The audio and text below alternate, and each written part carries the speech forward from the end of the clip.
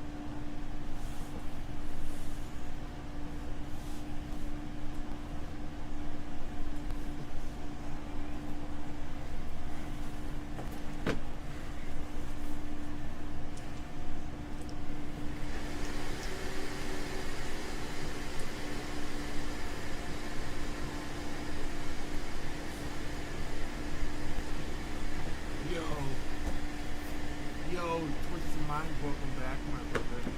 I'm back on the scene, right? Yes, sir. Welcome back, bro. So it was just Windows 11, now it's fucking with some shit. Yo, Twisted Minds, welcome back, my brother. I'm back on the scene and I'll be late in the green. Yes, sir. Welcome back, bro. So it was just Windows 11, now it's fucking with your shit. That's all it was a Windows 11. Damn.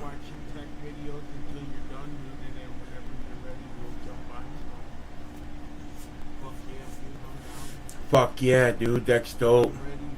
I'll write up our next one tonight. Sounds good, dude. Sounds good. Shit, I'll be here chilling, watching tech videos until you're done, dude, and then whenever you're ready, we'll jump on something. Fuck yeah, dude, I'm down. I'm ready.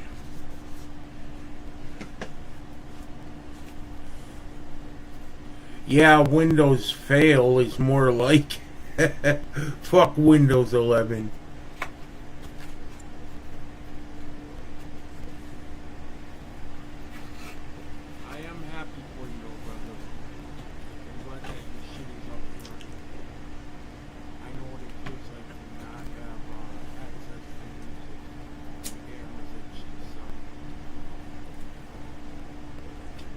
I am happy for you, though, brother.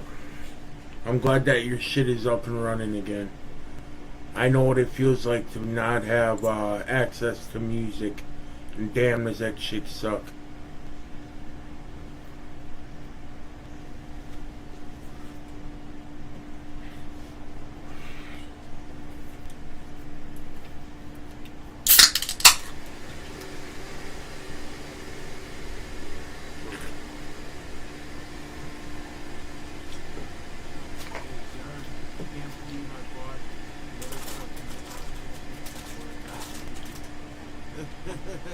Hey, at least now you got his backup in case something ever happens. Yes, sir. Can't believe I bought the other stuff and ended up fixing it before it got delivered. Hey, at least now you got it as backup in case something ever happens. You know what I'm saying?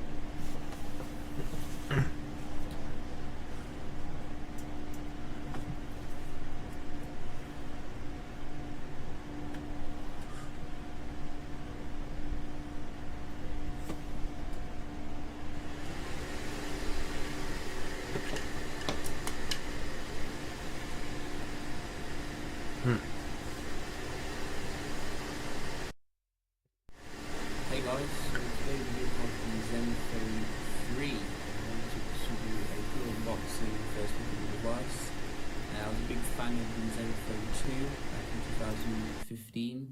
Really looking forward to see what Asus brings to the table here.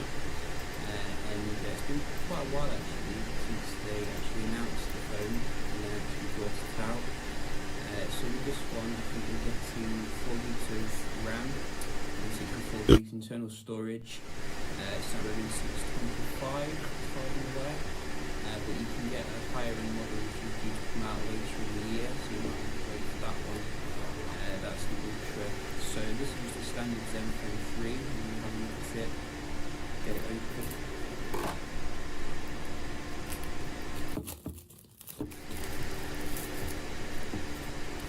Very nice minimalistic box.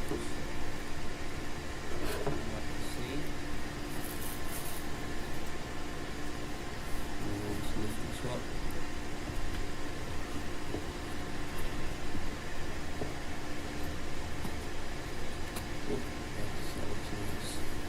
So this is the full metallic design now, full metal jacket as they say. Very nice. Look at that. Wow, that is a big change from the last Zenfone. Already I can feel it's lighter and very nice in the hand here. Still coming with a very affordable price, so that's quite nice. Which I'm well actually in the box, so we're getting standard stuff here. I'm getting a fast charger, I think, adaptive fast charging, is what I've read, and cable here. We're also getting some earphones, which is nice to see. You rarely see that on budget phones, and obviously your earbuds. And that's it. So you can put these back in and leave, and have a look at the good stuff. That's what you want to see. You want to see the good stuff.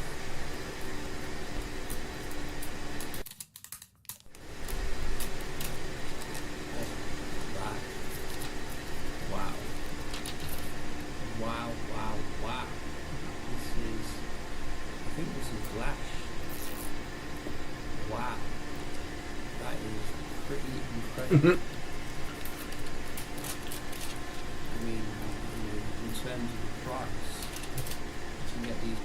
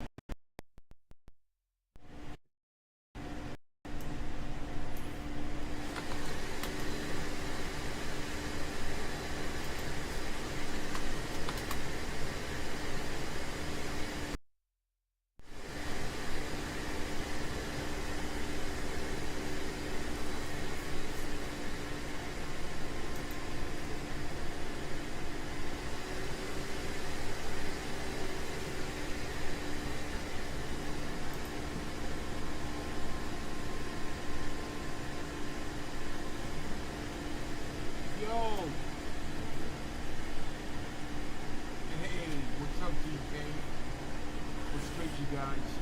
My bad. I was checking, trying to figure some shit out, bro. Some stuff I want to buy for my videos in the future.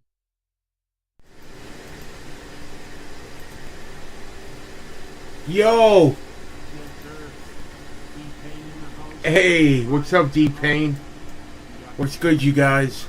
My bad. I was checking, trying to figure some shit out, bro. Some stuff I want to buy for my videos in the future.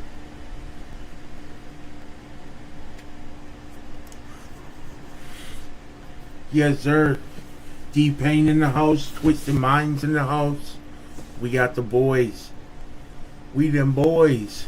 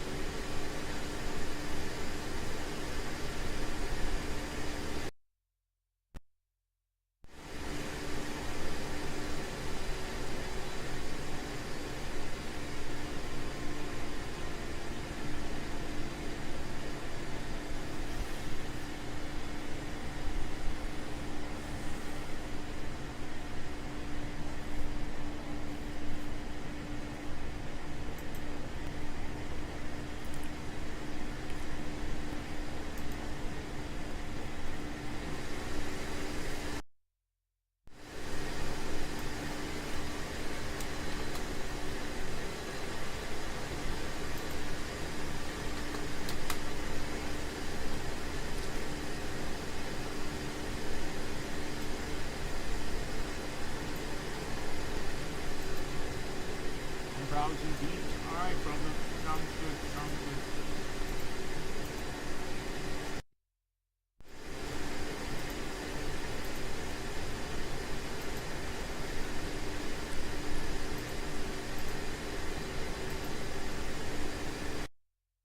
Alright, brother. Sounds good. Sounds good.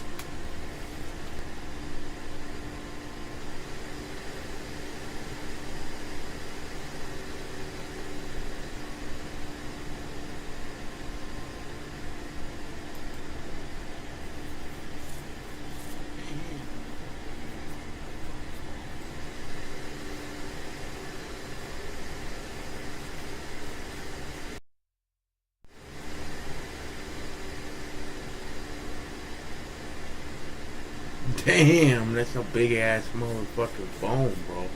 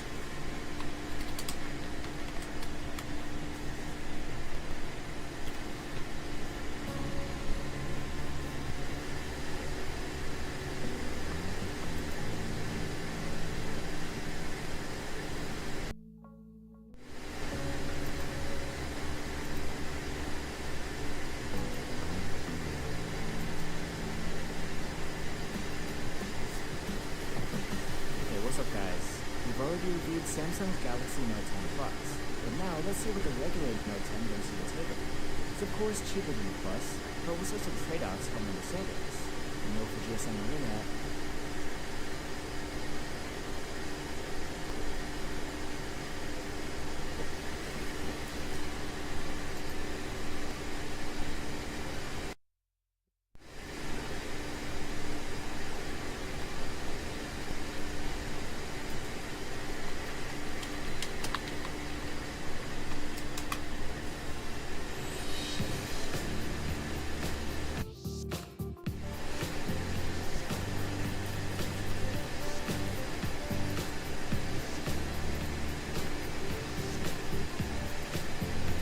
Hey everyone, Samsung has launched the Galaxy Note 10 and Note 10 Plus. In this review, we're going to be focusing on the Note 10 Plus version of the phone, not the vanilla Note, because it has more features and it's a bigger jump from the Galaxy S10 Plus. Now, this is one of the shiniest and prettiest phones that we've seen recently, but does that mean that it's premium enough for its high price tag?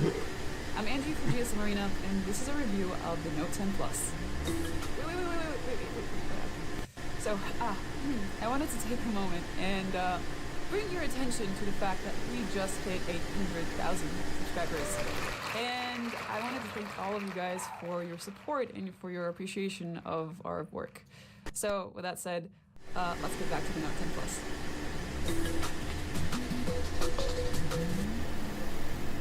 The design is gorgeous. This beast of a phone is practically bezel-free, it has a tiny hole punch, and the Aura Glow color is the definition of eye-catching. It actually reminds me of the back of a CD, or like Matthew Moniz said, a disco ball. In terms of ergonomics, it's also much comfier to hold than last year's Note 9, despite the size. This is probably because the aluminum frame is thinner. Also, the phone is balanced quite nicely, so it feels much lighter than it actually is. The curve of the sides is also much more subtle than last year, which adds to the elegant effect. The power button has been moved to the left, where the Bixby key used to be. One of our working theories is that Samsung didn't have a lot of space to put the button in a comfortable spot on the right, since that's where the bulk of the electronics for the S Pen are. Still, the move isn't much of a loss, because that Bixby key has been hanging around for 3 generations now, and nobody really liked it very much. And now you can remap the power button, so you can choose whether you want Bixby, the camera app, or something else. Yeah, taking screenshots is a little more awkward, but you can also turn on the palm swipe shortcut. The fingerprint reader is noticeably faster than on the S10, but it's still slowed down by the unlocking animation. You can actually make it quicker by switching on faster recognition, which is slightly less secure than a regular fingerprint scan. Or if you don't care about crazy good security, there's also a face unlock option. On the top, you'll find the card slot, which still supports external storage on the Note 10 Plus. What is missing on this device and its little brother is the headphone jack. I'm honestly a little surprised that they did it first on the Note line and not on the Galaxy S phones, because the Note is typically associated with having every important feature out there and the S Pen. If you can afford this phone, you can probably afford a nice pair of Bluetooth headphones or Samsung's Galaxy Buds, but I'm still wary of the whole Bluetooth headphone thing. I've learned to live with the annoyance that is charging them and the occasional dysfunctional Bluetooth connection on even the best of phones, but in general, those super expensive headphones, Sony, have mediocre microphones, and I'm constantly forced to turn them off and use the phone normally, like a pleb. So yeah, it's official, the jack is dead. But can the headphone industry catch up already? Until it does, you can buy a Samsung dongle because there isn't one included in the box. Still, if that's the main way you listen to music, you'll be happy to know that the wired audio quality is excellent. And surprisingly, there's still FM radio. Also, whether you're dealing with Bluetooth cans or the dongle life, the Adapt Sound option is still available, so you can add a personalized sound profile depending on how good your hearing is. While we're on the topic of audio, the stereo loudspeaker setup is surprisingly loud and well balanced, especially once you consider how incredibly tiny that earpiece is. Midtones and highs are nice, but lows can be a little more powerful. Still, it's one of the best you'll find on a phone.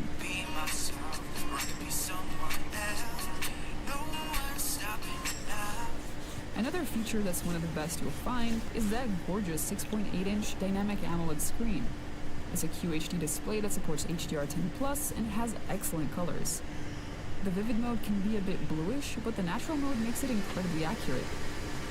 Brightness can get up to a nice 381 nits in manual mode and a whopping 794 in auto mode, so sunlight legibility should not be an issue.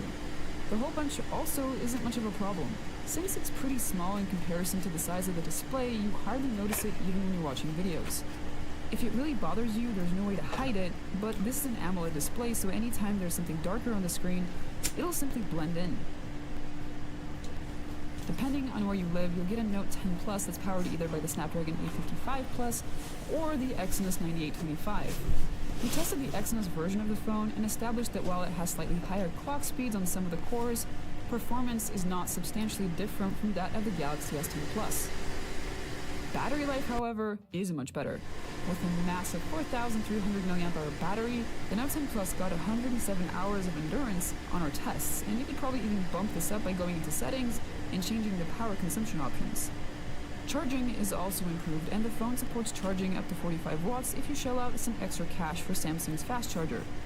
If you don't want to give up the extra money and just use the standard cable in the box, then you'll get 25-watt charging. The phone sports Android Pie with One UI on top. While the software is packed full of options, it doesn't feel as heavy as that of previous generations. It also makes this behemoth a little easier to navigate than the Note 9 from last year, but it's still far from a one-handed device. Gestures in particular make this phone much easier to navigate, and we really recommend you use them instead of navigation buttons.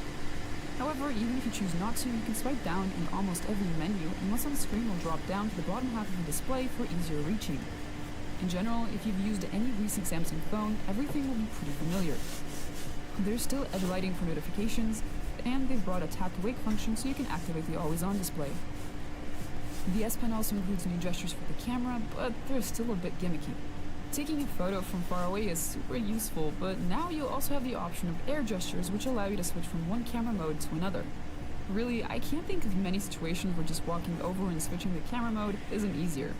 You can also use the combined powers of the time of flight camera and the S Pen to create AR doodles. The time of flight sensor doesn't just aid with AR, however. TOF cameras use infrared lights to determine depth distance, and that's the reason why, even though the triple camera setup is pretty much the same as the one that you'll find on the Galaxy S10, the Note 10 Plus has way better portraits. Actually, I think it's time we talk about the cameras. They can make or break the flagship, especially one as premium and expensive as this one. The main 12-megapixel camera has a variable aperture and is pretty much the same hardware that we've been seeing on Galaxy phones since the S9. However, since the chipsets and image signal processors have gotten better, the photos and videos we're seeing have also gotten better. The main cam produces shots with low noise, good detail, and punchy colors during the day. We compared them to photos produced by the Exynos version of the Samsung Galaxy S10 Plus and the OnePlus 7 Pro. The Note 10 tends to use a lower exposure than the S10, better HDR, but slightly softer images at times. The OnePlus 7 Pro, on the other hand, has slightly less amazing HDR, but more detail, sometimes significantly so. On the telephoto camera, there's less detail than on the main cam, but the processing is very similar, so we see the pattern repeat. The dynamic range is still good, and HDR is once again better than the equivalent on the S10. The Note 10's telephoto also has a slightly wider aperture, which means less shaky photos. As far as the ultrawide is concerned, the Note 10 Plus has one of the widest fields of view on a phone, but very little distortion despite that. Once again, HDR is better on the Note than on the S10. At night, however, the results surprised us. Low-light photos are great, with generally nice detail and good colors. If you switch on night mode, the already good dynamic range is further improved. However, this mode isn't necessarily better than the regular photo mode, so whether it's worth using or not depends on the scene you're taking a shot of. When we compared the Note 10 to the S10, we didn't find any significant differences, but when we compared it to the OnePlus 7 Pro, well, the OnePlus tended to capture better photos at night even without night mode. The OnePlus had more detail, was sharper, and dealt better with light sources.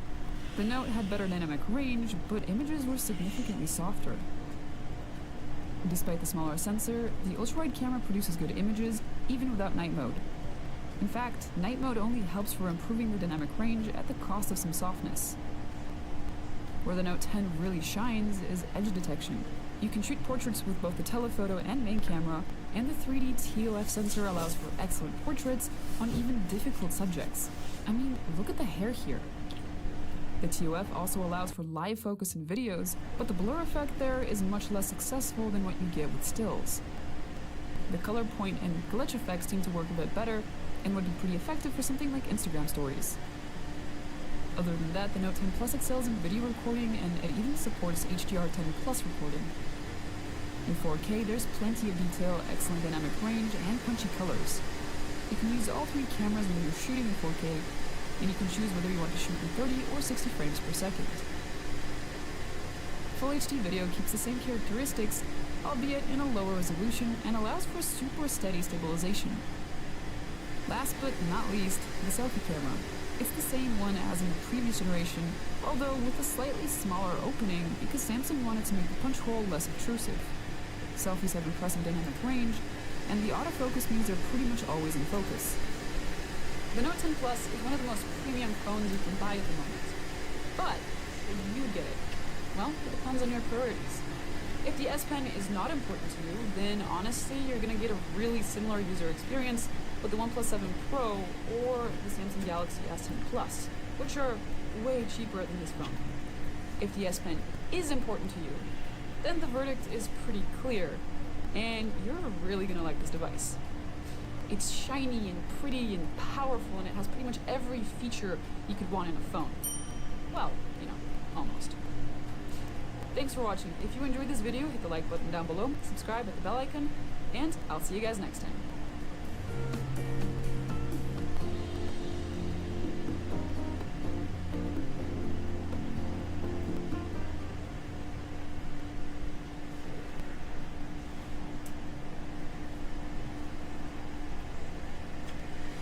Welcome.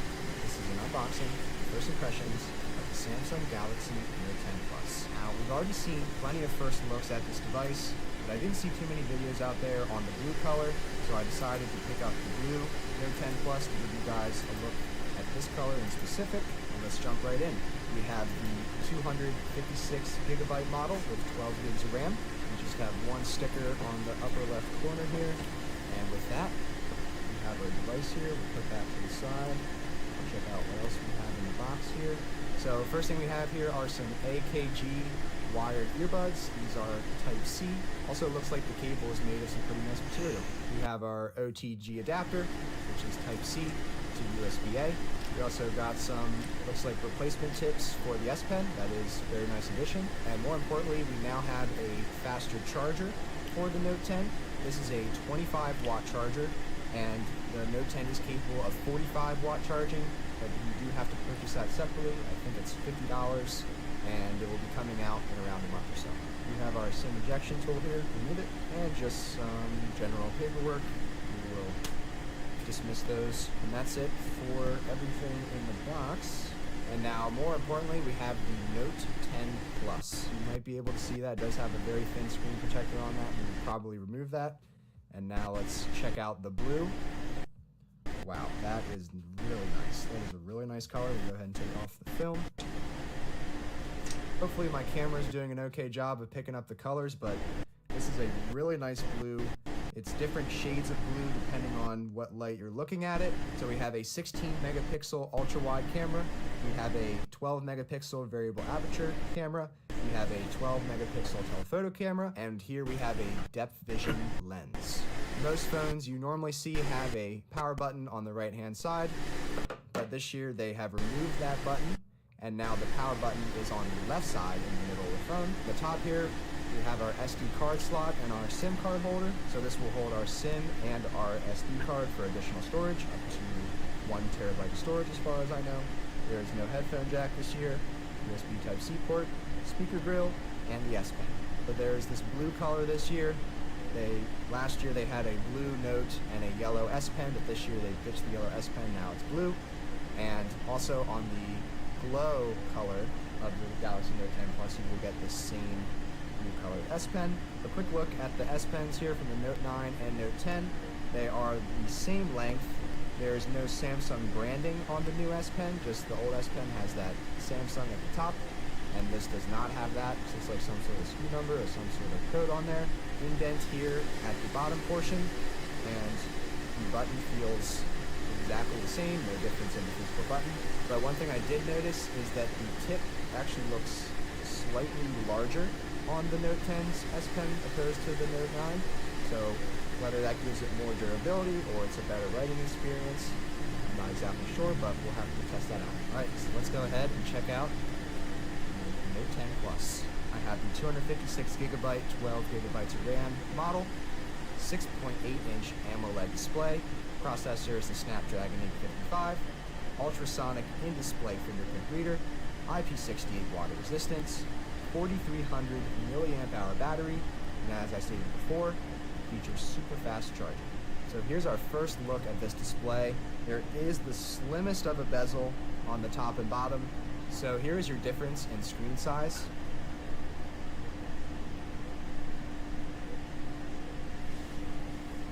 Looking at it now in person, you can see that there is a noticeable difference in that screen size. Galaxy Note 9 is 6.4-inch display, and this is a 6.8-inch display. Now, in terms of sizes of the devices, so you're essentially getting the same size phone, but with a almost half an inch larger of a screen. And now let's get started. So the fingerprint sensor is a little bit higher opposed to the Galaxy S10 phones. And just for point of reference, here's the OnePlus 7 Pro. And you can see that the fingerprint sensor is a little bit lower, but perhaps with a taller device like this one, this is in a convenient location for your thumb. And we'll go ahead and show the fingerprint sensor a few times just to get a gauge of how quickly it does get you into your phone. We'll do a few tests here. So that is instant. You just literally tap your finger on the screen and you're good to go, and you are into your device very quickly. So here we are. This is the Galaxy Note 10 Plus in its full glory. We can see the hole punch camera on the top. So the first thing I want to see is checking out some video. So it'll be interesting to see how these apps work around that hole punch. So you can see it is just kind of sticking out there as you're scrolling through your different videos and such. All right, so for watching content, this is a truly full screen experience. This looks amazing. Very nice to be able to use the entire front of your phone to watch media and content. Next thing I want to test out here are the speakers. All right, so pumps up the max. So this is the Note 10 Plus. And now the Note 9.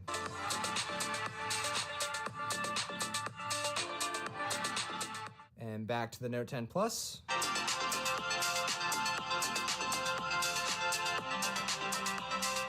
There is definitely much more fuller and louder sound and audio coming out of the Note 10 Plus opposed to the Note 9. And while we're here doing a test, we will quickly try out the AKG earbuds that come with the phone. We do have volume controls and play pause, which is very nice. All right, so a quick first impression of the included earbuds in the box is that they fit very comfortably in your ear. They're very comfortable, and the sound quality is good. They have a very good amount of bass. I would say they're definitely on par, if not a little bit better, than the Galaxy Buds. So definitely big props on the earbuds. So there are the new swipe gestures of the S Pen, but for now I just want to try out a note and see if it can convert it into text then. So we will write, please subscribe today. All right, so we'll go ahead and save this note. All right, so down here at the bottom, we have a convert to text. So we'll go ahead and hit that. And you can see here that it says, please subscribe today, same as it's written up here. And I do not have the nicest handwriting by any means. It's definitely on par with Chicken Scratch. So we can go ahead and convert that. And now it has converted to the please subscribe today in text. Let's just try like really sloppy handwriting, like hello there.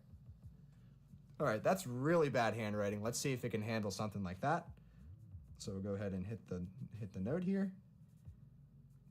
So even though this writing is terrible, it was still able to successfully translate it to hello there.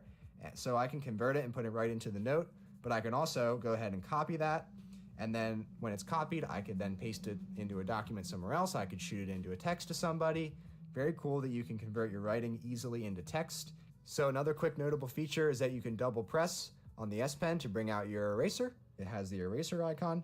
So there you go. So that's gone. And then you can double press and go back to your writing. And this blue color is amazing. It looks really good.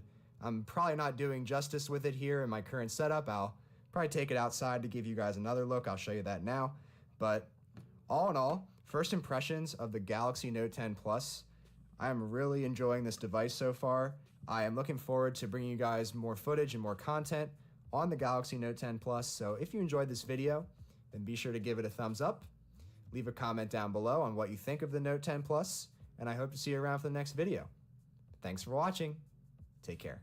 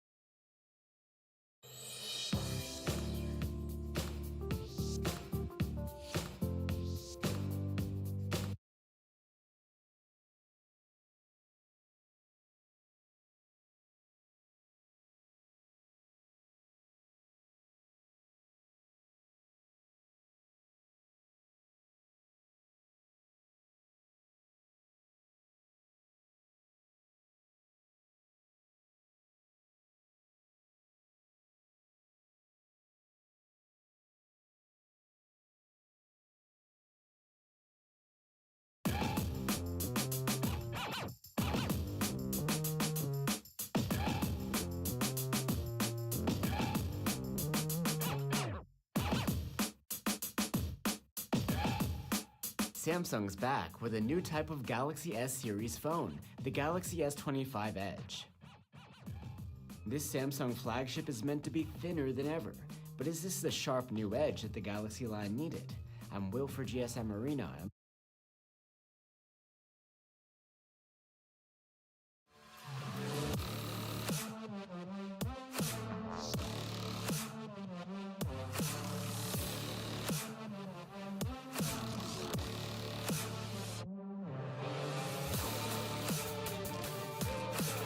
Sony has a new flagship camera phone. It's the Xperia 1 Mark 7. This is the 7th generation of Sony's top phone, so what are they doing to push the boundaries this time around? I'm Will for GSM Arena, and let's find out in our Xperia 1 Mark 7 review. Oh, hold on a second. Before we jump in, I just want to take a moment to say a huge thank you. Our channel just hit 2 million subscribers. It's a massive milestone, and we're incredibly grateful for your support. Now, on to the review. Sony's Xperia flagships are well known for their advanced cameras, no-nonsense design, and dedication to doing things in a slightly different, even old-school way. This year's Mark 7 model continues that tradition, and upgrades it a bit with some tweaks with the display and audio, and a new chipset. And perhaps the most notable change this generation is the new ultra-wide camera, which has a large sensor and promises excellent quality. Looks-wise, the Xperia 1 Mark 7 is pretty close to the previous model. The phone is rectangular, and the back is made of Gorilla Glass Victus, which has a rough and grippy texture. The aluminum frame is slightly different from before, but still has a ribbed texture for some extra grip. The design is overall practical and comfy to hold. The ingress protection hasn't changed. The Xperia 1 Mark 7 is rated at IP65/IP68 against dust and water. And the display of the phone is again a 6.5-inch OLED with a 120Hz refresh rate and Gorilla Glass Victus 2 protection. In days past, the Xperia flagships had 4K displays, but in recent times they've switched to a more practical 1080p. And with this resolution, the display is still plenty sharp and looks good. There's support for 10-bit color depth here, and HDR10 video playback as well, but not Dolby Vision. The 120Hz refresh rate smooths out your movements like swiping and scrolling, and is adaptive, able to dial down when you're not interacting with it to save energy. We observed a minimum of 30 Hz here. The Xperia 1 Mark 7's display is plenty bright, even brighter than last year when maxed out.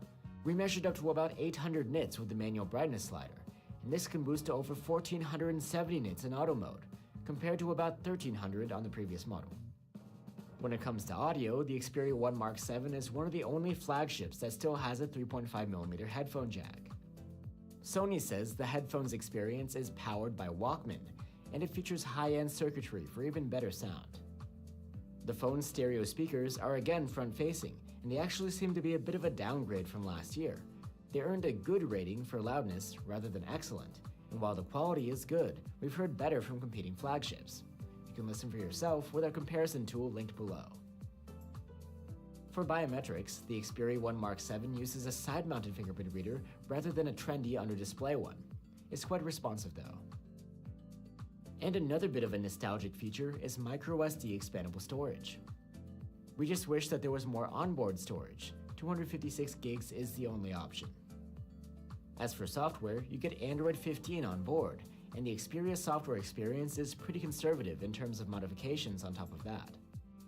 One of the more obvious customizations are the quick toggles in the notification shade.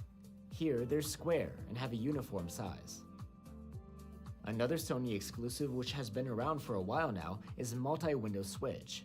It's basically 2 task switchers stacked on top of one another, used to navigate between your apps in split screen mode. Side Sense is another Sony feature, where a handle on the edge of the screen opens up a menu of shortcuts. You can customize these shortcuts for whatever you choose, including split screen pairs. Another neat feature is that you can connect the phone to Sony Alpha cameras and then use the phone as an external monitor. And there's a gaming interface as well, called Game Enhancer, which gives you plenty of gaming-related options. You can either access it within a standalone hub or as an overlay in-game. There's actually not much here in terms of AI-based features, which is surprising for a modern flagship. Of course, as on other Android phones, there is Google Gemini on board, but you won't find a suite of custom AI features here like you would from Samsung or most any other manufacturer. Sony claims that there is plenty of AI, but it's used behind the scenes for the camera processing. And for support, Sony promises 4 major OS releases and 6 years of security patches here. As expected for a flagship, the Xperia 1 Mark 7 is equipped with a cutting-edge chipset, in this case a Qualcomm Snapdragon 8 Elite. In benchmarks, the Mark 7 clearly outperforms its predecessor, but the scores are more on the lower end of the spectrum for Snapdragon 8 Elite equipped phones. That's not to say that this phone isn't powerful, just that some competitors are more optimized. In addition, the sustained performance here leaves more to be desired. In our prolonged stress tests, the drop in performance was pretty sharp, with the numbers dipping to about half of peak CPU performance within the first 8 minutes. The Xperia 1 Mark 7 is powered by a 5000 mAh battery, just like last year, but the previous model, with its excellent battery life, proved to be a tough act to follow. The Xperia 1 Mark 7 earned an active use score of 14 hours and 44 minutes in our tests, and don't get me wrong, that's quite good. However, last year's model was one of the best around, with a score of about 17.5 hours. Sony hasn't done anything about the charging speed here. It's still rated at just 30 watts, and the charger doesn't come in the box. With Sony's own adapter, we were able to charge the phone from 0 to 51% in half an hour, and a full charge took around an hour and a half. Pretty slow by today's standards. There is support for wireless charging and reverse wireless charging here. Finally, we have the cameras. The setup includes the same main cam and continuous zoom telephoto as before, but now there's a new, larger sensor 50 megapixel ultra-wide cam. As ever, you get a dedicated 2-step shutter button for the cameras, which is a bit larger now and with better tactile feedback. And since last year, Xperia phones have just one camera app for a more streamlined user experience. Daylight photos out of the Xperia's main camera are generally looking great. Detail is excellent overall, with nicely natural rendition of random textures and little to no noise. The look is expressive and contrasty, yet the phone maintains very good dynamic range with well-developed extremes. Photos of people are alright, but the rendition of facial detail is not our favorite. And the so-called bokeh mode can be a little too liberal with the background blur by default. The 2x zoom results from the main cam are very good in most cases. We had a bit more success outdoors, while indoor shots were a little softer, but all things considered, the 2x zoom level is more than usable. At night, the main cam continues to produce high-contrast images that still manage to deliver very good dynamic range.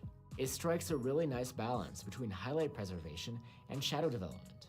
Detail is top class, with no signs of over-sharpening. White balance and color saturation are also leaving us no grounds for complaint. Now on to the telephoto cam. Like before, it has continuous zoom. It can go all the way from 3.5 times to 7.1 times zoom, and is optical all the way. At 3.5 times zoom, the camera does well overall. Detail and sharpness are okay, and there's a bit of noise, particularly indoors, but it's not too bad. Dynamic range is great, with the same contrasty look as on the main camera, and colors are easy to like as well. When shooting people at 3.5 times zoom, the results are okay. Dynamic range is nicely wide, and the exposures are tailored to your subject, and the result is perhaps a little too bright overall. Colors are nice, but the detail of the subject is a bit disappointing. Things get a little softer around the middle of the zoom range. At 5 times, the results are still good, just not exactly stellar in terms of sharpness. There is also a macro mode at 5 times zoom, which can focus from as close as 4 centimeters. There's no autofocus available in this mode, but if you're patient, it has the potential to capture some nice looking close-ups. When shooting at 7.1 times and maxing out the camera's native zoom, there's even more of a decline in sharpness, though we'd still consider the results quite good. The nighttime zoom shots from the Xperia 1 Mark 7 are alright. At 3.5 times zoom, the phone captures a good amount of detail, but the results aren't that sharp. Dynamic range and colors are pretty great though. When you zoom in further, there's a progressive decline in quality at a pixel level, though global properties remain good. Even at 7.1 times, you'll still be getting okay shots. just not ones that are too impressive. And now we have the Mark 7's new ultra-wide cam, and it's indeed quite a nice one. Its shots are super sharp and detailed, and noise is well controlled. Dynamic range is excellent, and color rendition is superb too. And at night, again the ultra-wide shots are well worthy of praise, with some outstanding detail and low noise. We're loving the colors and dynamic range too. Selfies come from a 12 megapixel fixed focus front-facing cam. They have very good detail, and the colors and skin tones are quite likable. Dynamic range is excellent too. The Xperia 1 Mark 7 can record video in 4K and up to 120 FPS with the rear cameras, while the selfie cam maxes out at 4K at 60 FPS. 4K videos from the main cam are good, but not great. The color presentation and dynamic range are excellent, but there's a general softness which is noticeable across the whole frame. From the telephoto cam, again, colors and dynamic range are very good, but the sharpness leaves more to be desired. We expected a bit more from the ultra-wide camera's footage. While colors and dynamic range remain excellent, it's not really delivering the great detail that we saw in the still photos. Video stabilization works quite well to smooth out movements while filming.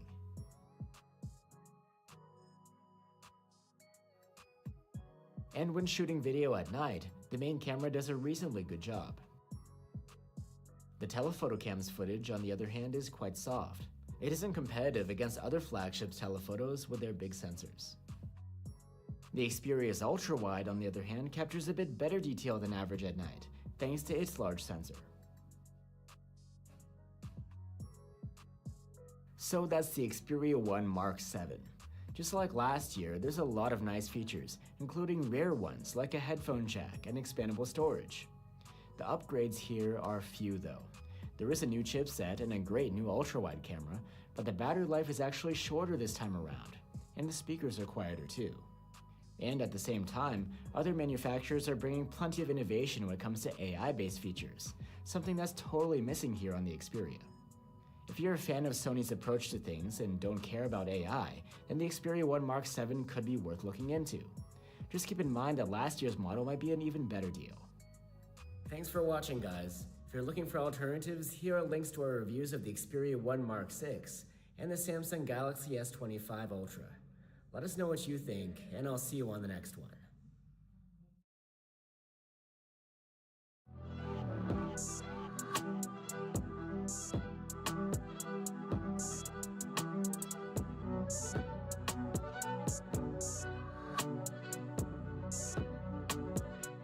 Motorola's version of a Note phone is back. I'm talking about the Moto G Stylus 2025. It's a mid-range phone with stylus support, so could it be the right choice for you? And will for GSM Arena, and let's find out in our Moto G Stylus 2025 review.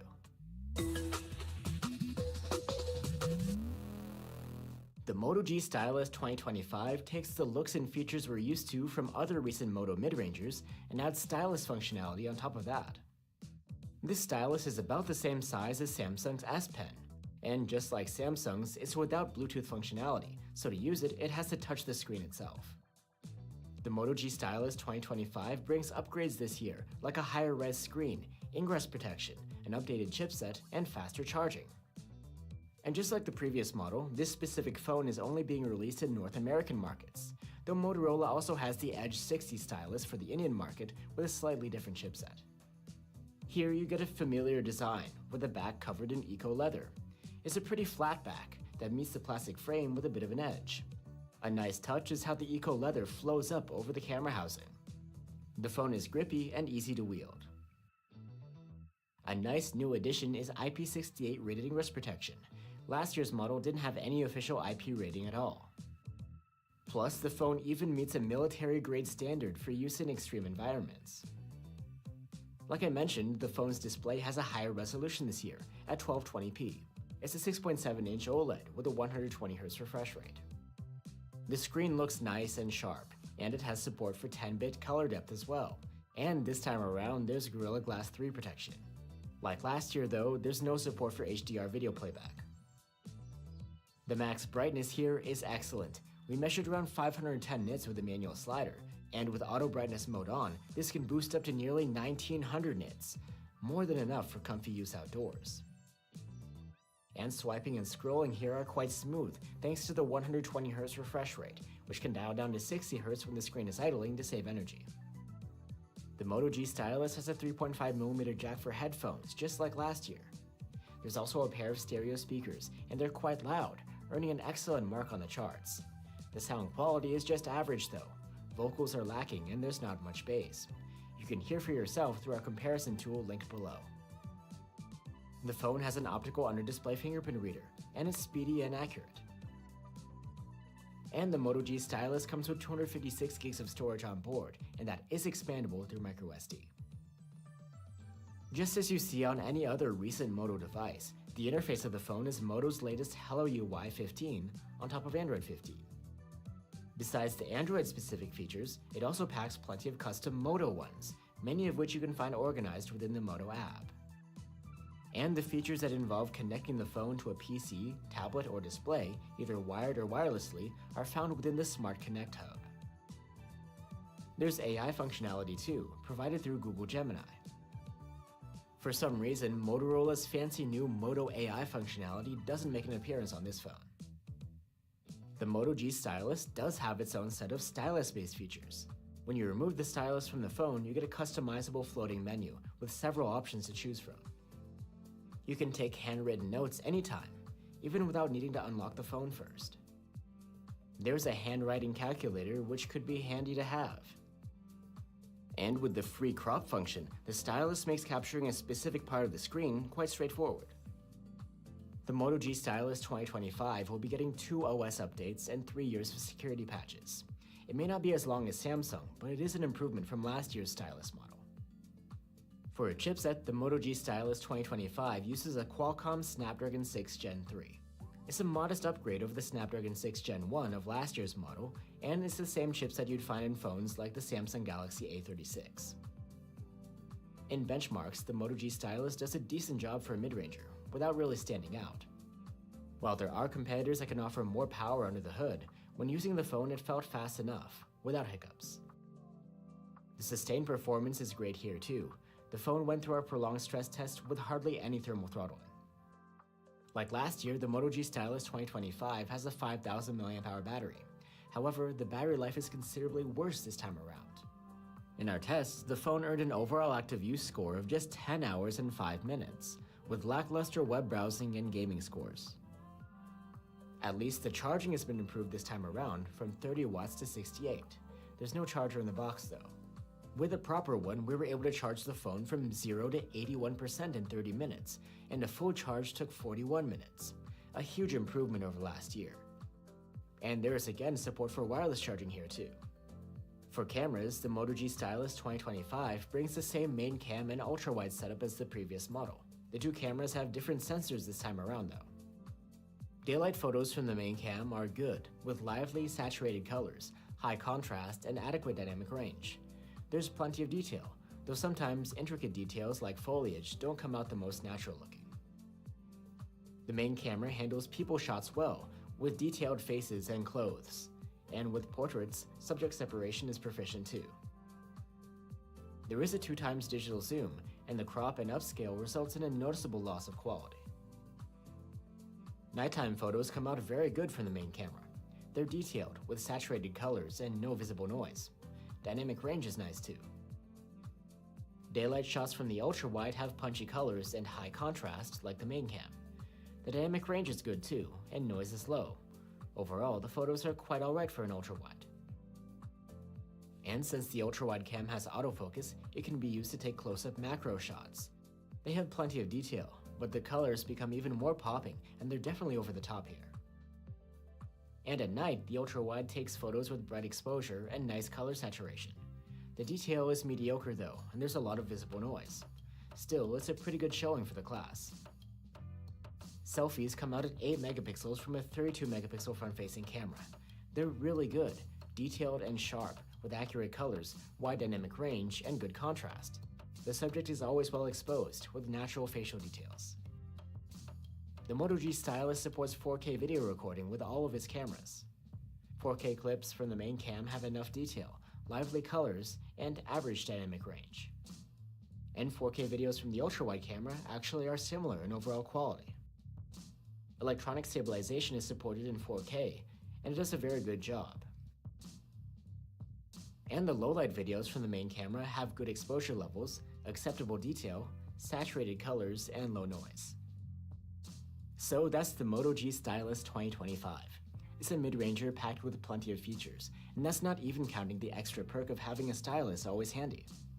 We're also happy that Moto has added ingress protection and improved the charging here. The only real shortcoming is that the battery life is below average. If you can live with that, the Moto G Stylus 2025 is well worth checking out.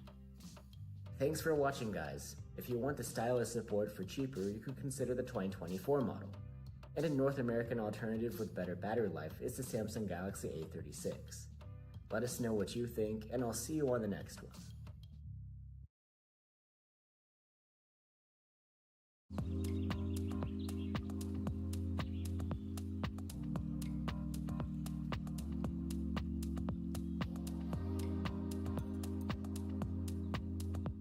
There's a new mid-range Pixel phone on the scene.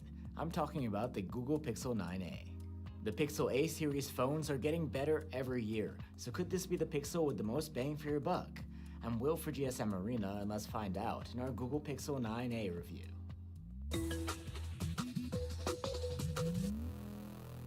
Google is offering the Pixel 9a as a less expensive alternative to the regular Pixel flagships, but it doesn't sit so far behind them feature-wise.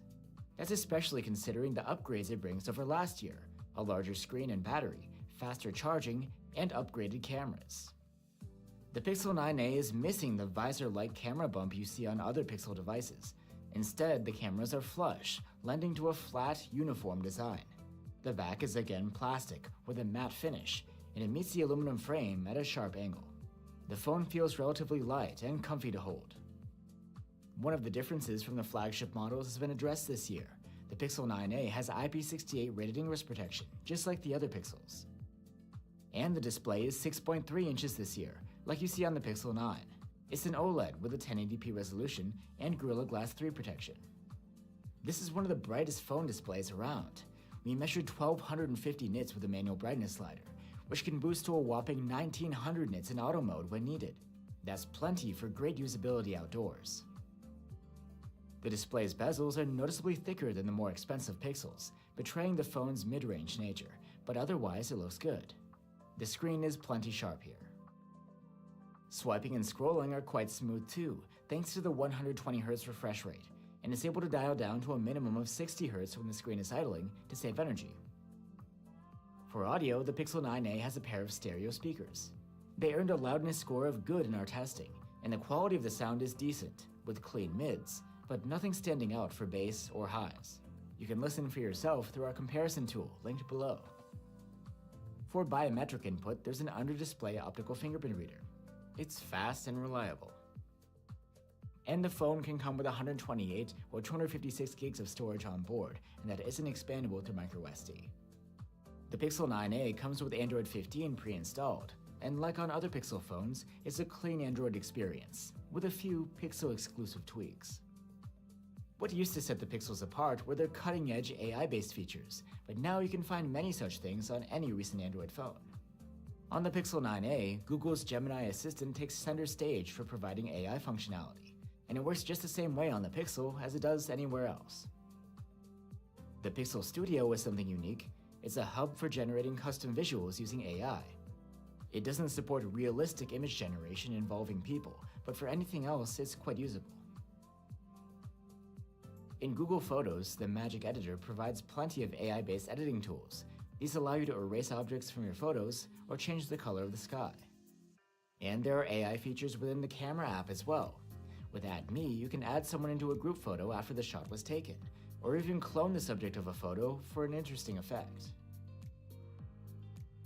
And Best Take allows you to swap faces or objects from one photo to another, to get a better expression, for example. There's plenty of software support for the Pixels. Google promises 7 years of timely updates for the Pixel 9a. The chipset of the Pixel 9a is the same one that you get on the flagship Pixels, a Tensor G4 made by Google itself.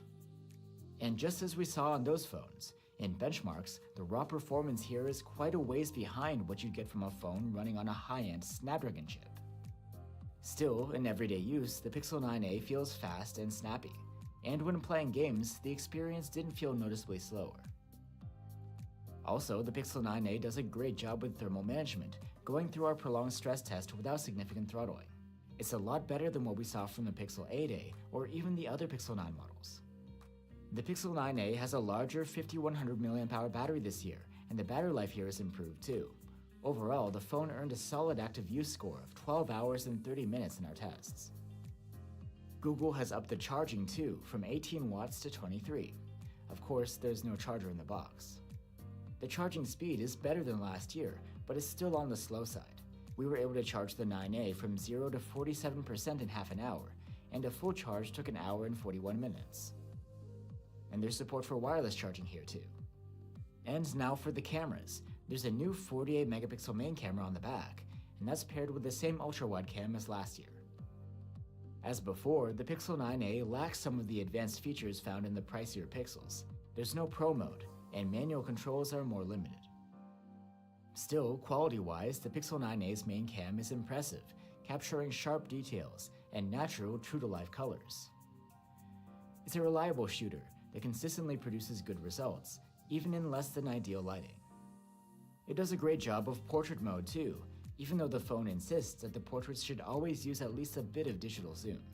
The default presets are 1.5 times and 2 times. Skin textures and tones look natural, and background separation is nearly perfect. All zooming is handled digitally through the main sensor, and the quality holds up well. At 2 times, the results are perfectly usable.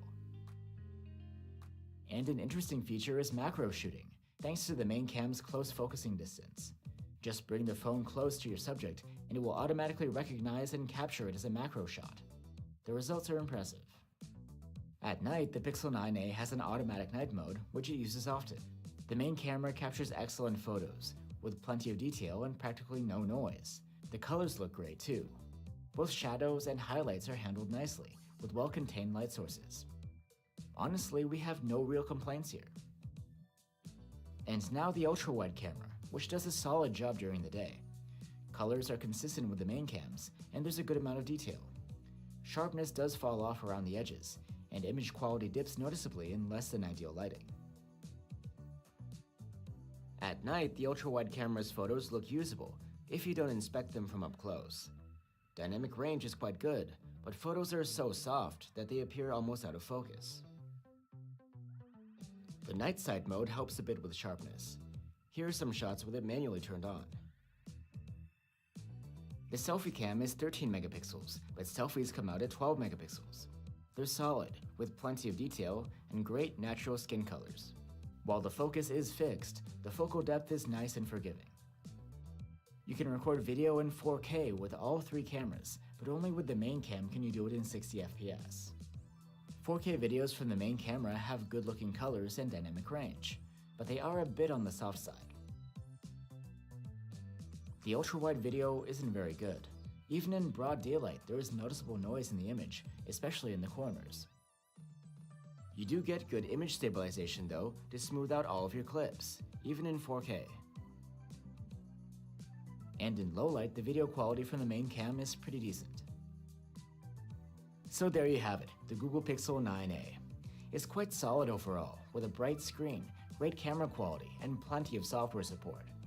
It also addresses the shortcomings of the previous model, with upgraded ingress protection, faster charging, and better thermals. If you're after a mid-range Pixel phone, the Pixel 9a is the best one yet. Thanks for watching, guys. Here are some alternatives on our channel, the Nothing Phone 3a Pro and the Poco F7 Pro. Let us know what you think, and I'll see you on the next one.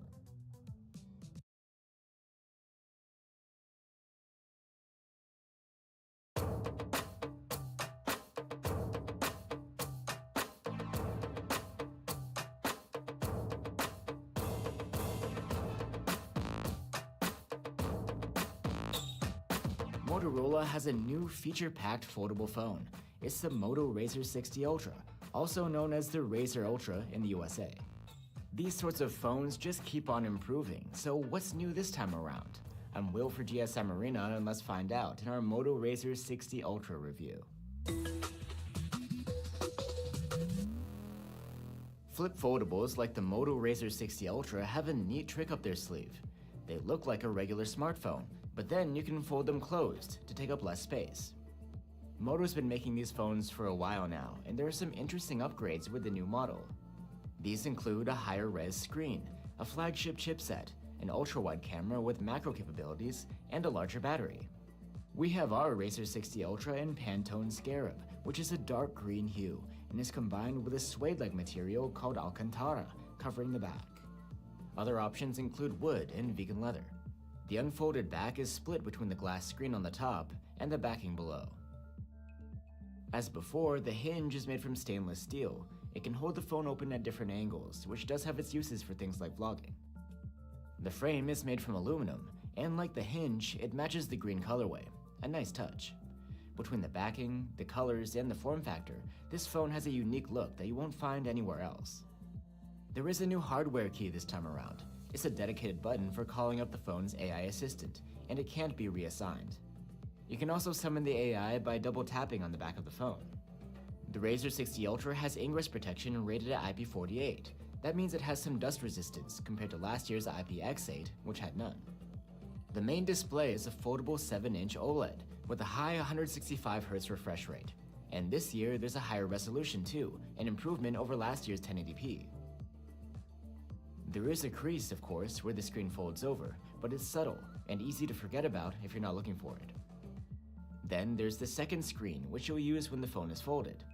It remains the same as last year, a 4-inch 1080p LTPO OLED with matching capabilities to the inner one, plus Gorilla Glass Victus protection. Again, Moto has done well to match the two displays when it comes to brightness.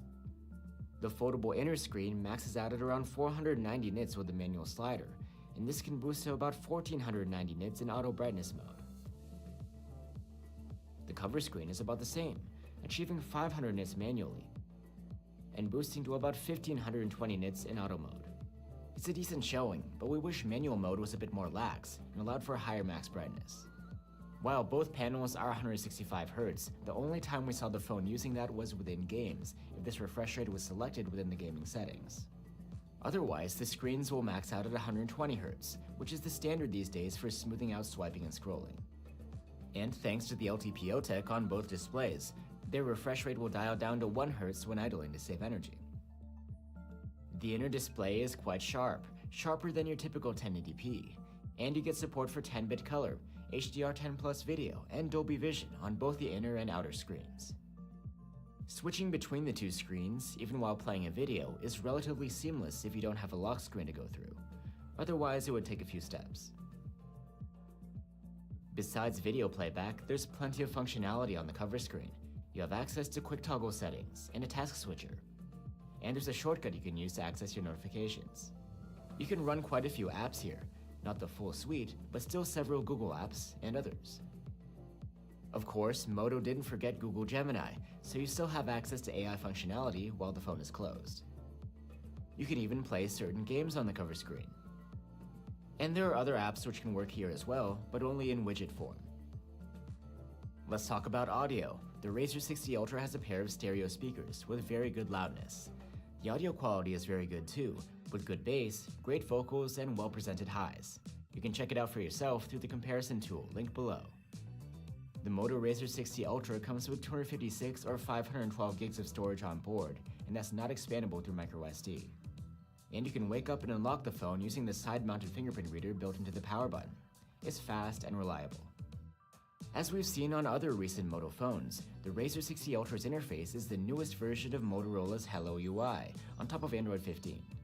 It packs plenty of additional features on top of stock Android, and they can be found organized into the Moto app. One new addition to Hello UI is Smart Tabs, found within the app drawer. These include a news feed and a new space for your notes, which are sourced from the Journal app. While you do have Google Gemini on board, Moto has also developed its own AI assistant, called Moto AI. Using shortcuts like the dedicated AI key will open Moto AI by default. Moto AI accepts queries just like any other AI chatbot, but it also provides unique features through integration with several other AI services. we'll dive into those features in a dedicated video. Smart Connect is a suite of features that allows you to easily transfer files between devices and connect the phone wirelessly to a PC or a monitor.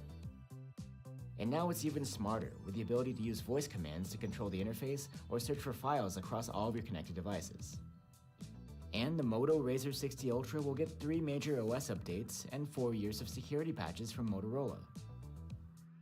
This year, Motorola has decided to equip its flip phone with the top flagship chipset, the Snapdragon 8 Elite. As a result, the Moto Razr 60 Ultra is the most powerful flip foldable to come out yet. On paper, that is. In benchmarks, it does demonstrate high performance, but it actually falls behind this year's other flagships that use the same chipset. The reason is the form factor. The Razr 60 Ultra must undergo significant throttling not to overheat. This brings its scores down roughly to the level of phones running last year's Snapdragon 8 Gen 3. Here are the results of our prolonged CPU stress test, and you can see that the performance dips considerably. When using the phone though, we didn't run into any issues. And considering the phone's form factor, we're okay with the trade-off. We may not be getting the best CPU performance, but the benefits of the high-tier chipset go way further than that. You get the latest connectivity, the best NPU for AI tasks, and also a great ISP for camera performance. And now, the battery life. The Razr 60 Ultra has a larger 4700 mAh battery this year, and as a result, the battery life is much improved, with a great active use score of 15 hours and 10 minutes in our tests. There's support for 68-watt charging here, but unlike last year, there's no charger included in the box. With a proper adapter, we were able to charge the phone from 0 to 78% in half an hour, and a full charge took 45 minutes. It's just the same as last year's model. And there's also support for 15-watt wireless charging here. We've made it to the cameras, and the Razr 60 Ultra has 2 on the back, a main camera and an ultra-wide, both with autofocus. It's a change from last year's model, which instead of an ultra-wide had a 2x zoom camera.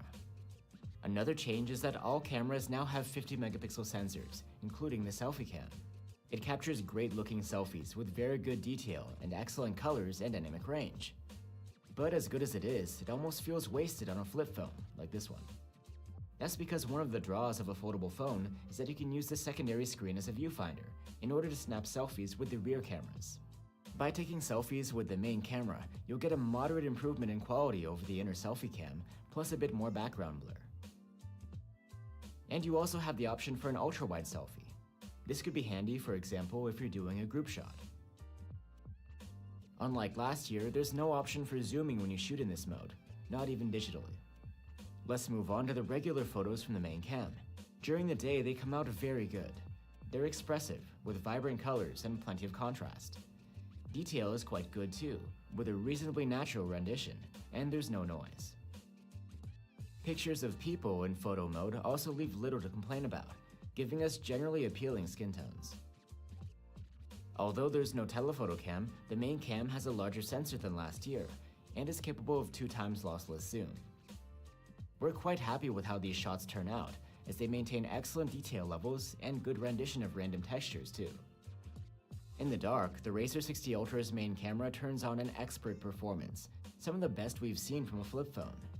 You get a nice exposure, excellent dynamic range, great color saturation, and reliable white balance. Detail is also very good, and the processing is likable, without excessive sharpening. And now the ultra-wide cam.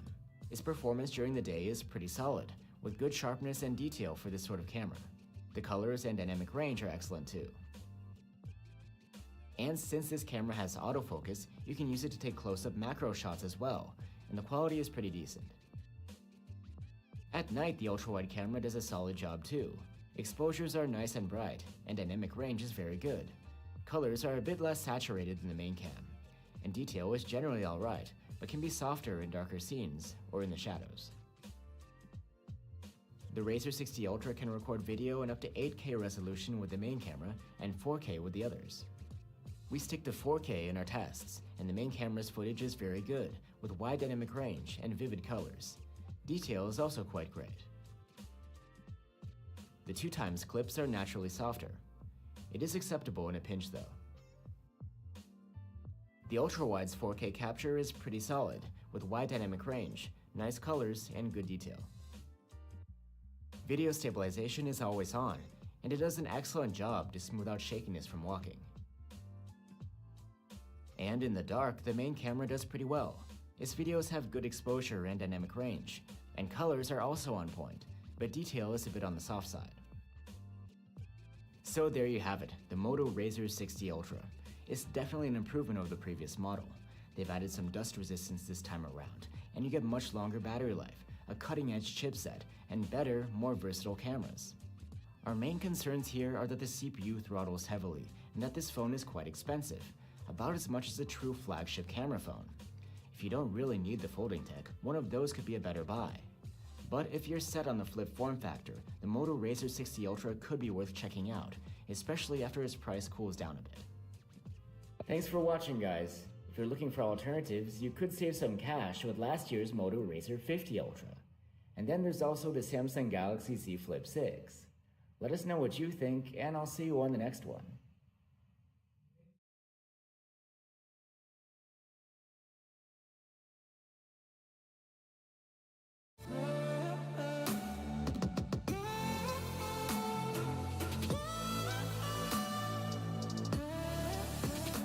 This is the Galaxy A26, a new budget-friendly phone from Samsung. So is this the right Samsung mid-ranger for you?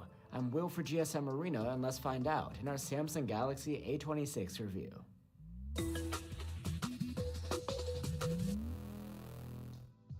Each year, Samsung's less expensive phones get better as more features trickle down from higher tier models. And that's just what we see on the Galaxy A26, which brings the chipset of last year's A35, plus some new refinements. These include a glass back instead of plastic, and not only that, it's extra durable Gorilla Glass Victus Plus on the back and the front. The phone's frame is still plastic though. While the A26 is larger than last year, it's thinner and feels comfy in the hand. Samsung has also granted ingress protection to the Galaxy A26 with an IP67 rating against dust and water submersion. The A25 wasn't rated at all, so this is a welcome improvement. The display of the A26 is a 6.7-inch OLED, up from 6.5 inches last year. There's again a 1080p resolution and a 120Hz refresh rate. The refresh rate means that swiping and scrolling are quite smooth. Unlike on other phones though, the refresh rate isn't adaptive to save energy. It stays fixed at either 120Hz or 60. Another way in which the Galaxy A26 falls behind is when it comes to max brightness. We measured only up to around 370 nits with a manual slider, and this boosted to a maximum of about 780 nits in auto mode. It's for some reason considerably less than the previous model, and not quite enough for comfy use outdoors. There is no official support for HDR video playback here, but that's expected at this price point. And still, this display is plenty sharp and contrasty. When it comes to audio, Samsung has made a couple of interesting choices. They've done away with both the 3.5mm headphone jack and stereo speakers. Instead, the A26 has a single bottom firing speaker. It earned a score of good for loudness, but the sound quality isn't great. Music sounds dull and tinny, and with virtually no bass. You can check it out for yourself through the comparison tool linked below. At least they've kept the microSD slot for this generation. Besides expandable storage, you get the option for 128 or 256 gigs on board. On higher tier Samsung phones, you get an under-display fingerprint reader, but the A26 still uses a side-mounted one. It's quick and fairly reliable. All of the new Samsung phones are coming out with the latest One UI 7 on board, on top of Android 15. And while the A26 is no flagship, it actually comes with many of the same software features. What you don't get here are Samsung's DeX and the full suite of AI-based features, but there are still some on board. AI Select can analyze the screen's content in detail and gives you options to grab text or photos on screen, and even create GIFs from videos. The Object Eraser is available too in the native Gallery app, and it works okay, but not as good as on the flagships. And on top of that, you get plenty of AI functionality through Google's Gemini Assistant. If you'd like to find out more about One UI 7's specific features, you can check out our dedicated video. Samsung has really extended the software support for its new mid-rangers too. The Galaxy A26 will get 6 major OS updates and 6 years of security patches. The chipset of the Galaxy A26 is an Exynos 1380, at least in our global review unit. For some reason, a few countries get a version with an Exynos 1280, the same as in last year's model. At least the global model gets a bit of an upgrade. The Exynos 1380 was first used in the Galaxy A54 and then the Galaxy A35, trickling down through the generations. In benchmarks, this is no powerhouse, but it provides 5G connectivity and adequate performance for the price. Day-to-day tasks run decently well, and you can do some light gaming here too. As far as the thermals go, we actually saw more throttling than we expected considering the modest chipset, but it's nothing alarming. While the Galaxy A26 has a large 5000 mAh battery, the battery life leaves more to be desired. The phone earned an active use score of 10 hours and 44 minutes, which falls behind most other competitors these days. There's support for 25-watt charging here, but as typical for Samsung, there's no charger in the box. With a proper adapter, we were able to charge the phone from 0 to 51% in half an hour, and a full charge took 86 minutes, just the same as last year. Now onto the cameras.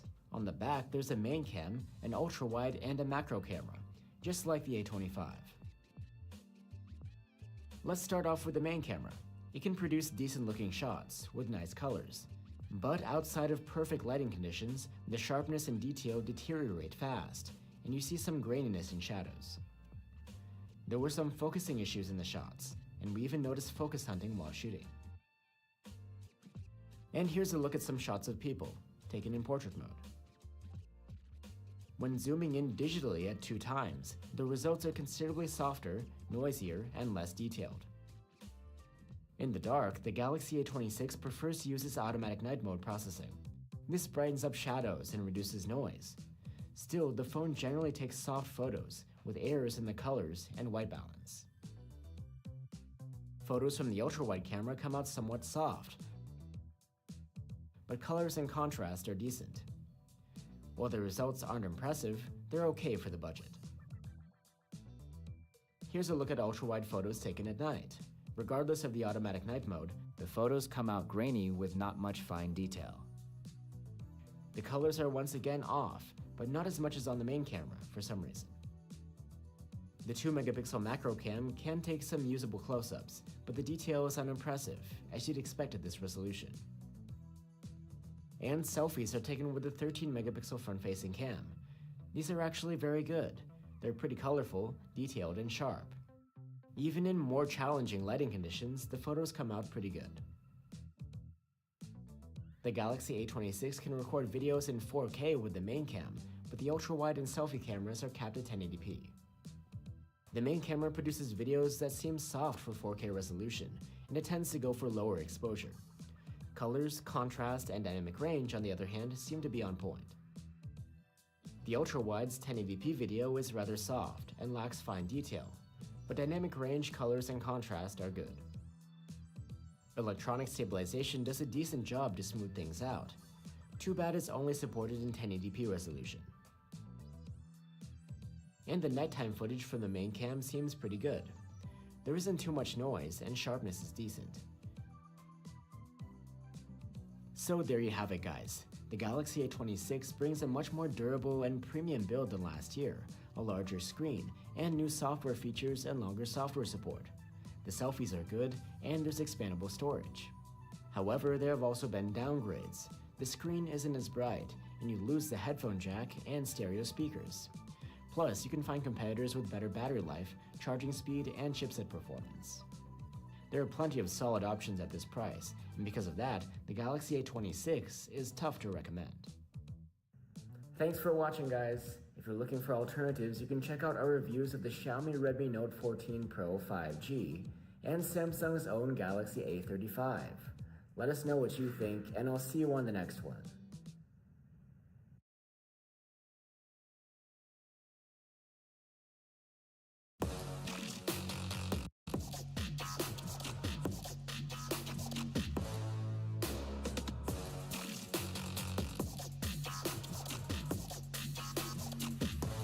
Here year, we have a new feature-packed Poco phone, the Poco F7 Pro.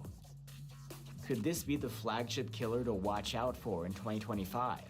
I'm Will for GSM Arena, and let's find out in our Poco F7 Pro review.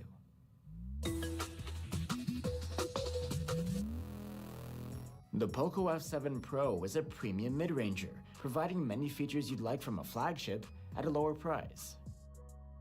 That price is made possible by having last year's chipset, a shortcoming which is addressed in the more expensive F7 Ultra model.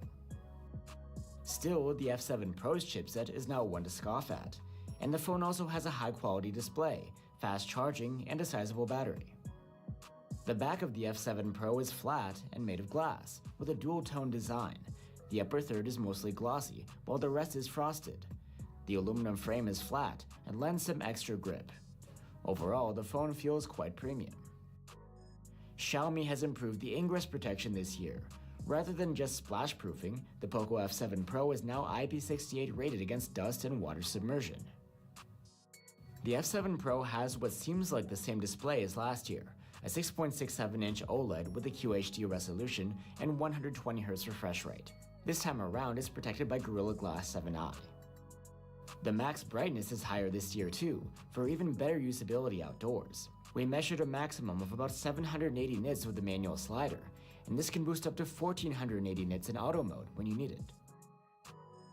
The panel looks great.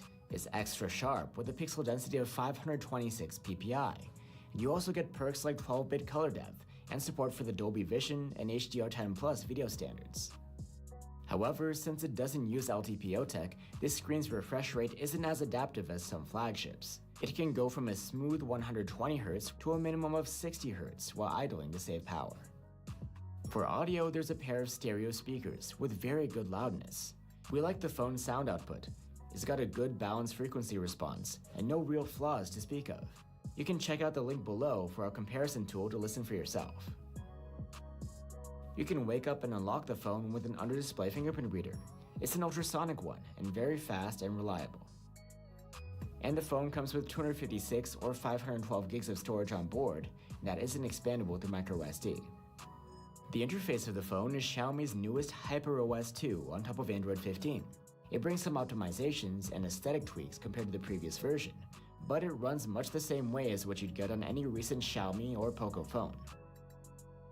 Of course, there are AI features too.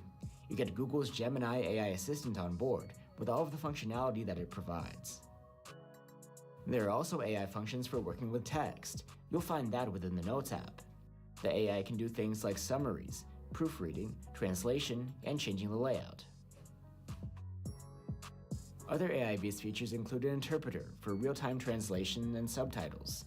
That's available within supported apps. There are AI-based tools in the gallery too, like AI Sky, which can change the sky in your photo and even dramatically change the scene. And for software support, the Poco F7 Pro comes with the promise of 4 years of major software updates and 6 years of security patches. As I mentioned earlier, the Poco F7 Pro packs a high-end chipset, last year's Snapdragon 8 Gen 3. While it isn't cutting edge anymore, it's still quite powerful, providing the same performance you'd expect from a 2024 flagship. In benchmarks, the Poco F7 Pro does an excellent job. To get any better these days, you'd have to go for a phone running this year's top silicon, such as the Poco F7 Ultra. The thermal management here is pretty decent too. We observed a better than expected result in our prolonged CPU stress test. The graphics-based stress test did induce thermal throttling though. Xiaomi has upped the battery capacity this year from 5,000 mAh to 6. As a result, the battery life is considerably better this time around. In our testing, the F7 Pro earned a great active use score of 13 hours and 51 minutes. That's compared to about 10.5 hours last year. The phone supports 90-watt charging, and the official charger can come in the box in some markets. With it, we were able to charge the Poco F7 Pro from 0 to 53% in just 15 minutes, and a full charge took 34 minutes overall. That's really fast. There's no support for wireless charging here though, which you do get on the Ultra model. And now the cameras. On the back, there's a main camera paired with an ultra-wide. Poco has cut the 2-megapixel macro cam this time around. Also, there's a new selfie camera on the front. It's 20 megapixels compared to last year's 16 megapixel one. Despite the upgrade, the detail level here isn't great. You do get lively colors and wide dynamic range though. The 50 megapixel main camera is the same as last year, and it does a very good job during the day. There's plenty of detail, with a natural rendition, pleasant colors, and excellent dynamic range. People shots are also looking great on the Poco F7 Pro, at least at the native zoom level. The photos taken at 2x digital zoom are pretty solid. Detail is still good, though the rendition isn't as fine as with the unzoomed shots. At night, you can get some excellent photos from the Poco F7 Pro's main camera, and not just for the class either, but also in absolute terms. Detail is great. Dynamic range is nicely wide, with both extremes developed well, and white balance and color saturation are top-notch too. The 8 megapixel ultra-wide cam takes great photos for this sort of camera. The output is contrasty and sharp. We also appreciate the colors and dynamic range. Just like during the day, the ultra-wide punches above its class after dark, with a pretty good dynamic range. Shadows and darker areas can end up mushy, but that isn't unexpected for an ultra-wide cam. The F7 Pro's main cam can record video in all the way up to 8K resolution. The ultra-wide and selfie cams are capped at 1080p. We're quite liking the F7 Pro's main camera videos. These 4K clips capture a lot of fine detail and treated with nicely mature processing. Dynamic range and colors are easy to like as well. The ultra-wide's 1080p capture isn't too sharp, but its global parameters are alright. The F7 Pro's stabilization does well. Walking shake is ironed out, with just a little bit of wobble left, and pans are trouble-free. And in the dark, the main camera does a great job, with superb detail for the class, wide dynamic range, and accurate colors. Alright, that's the Poco F7 Pro. There's a lot to like here, including the high-res display, a flagship-grade chipset, great battery life, and fast charging.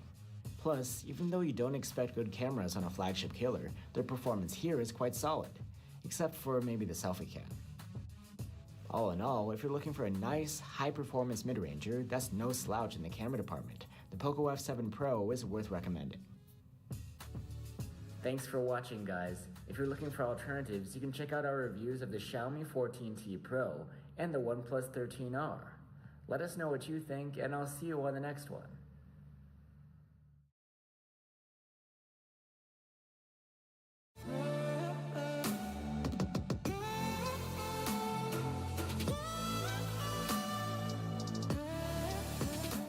This is the Galaxy A26, a new budget-friendly phone from Samsung.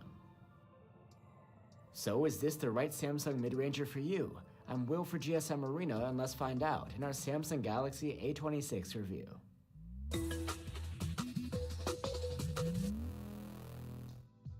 Each year, Samsung's less expensive phones get better as more features trickle down from higher tier models.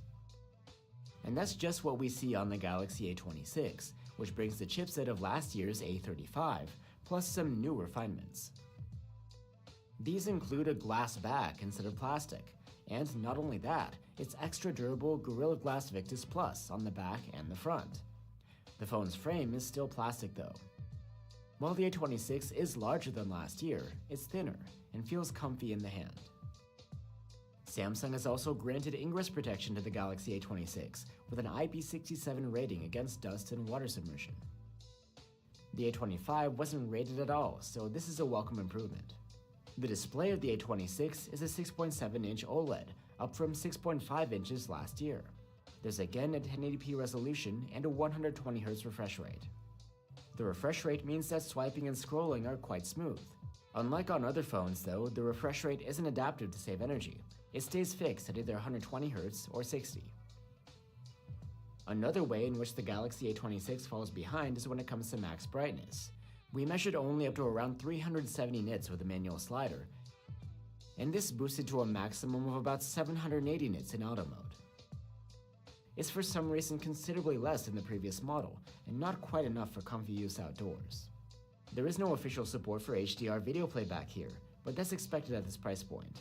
And still, this display is plenty sharp and contrasty. When it comes to audio, Samsung has made a couple of interesting choices. They've done away with both the 3.5mm headphone jack and stereo speakers. Instead, the A26 has a single bottom firing speaker. It earned a score of good for loudness, but the sound quality isn't great.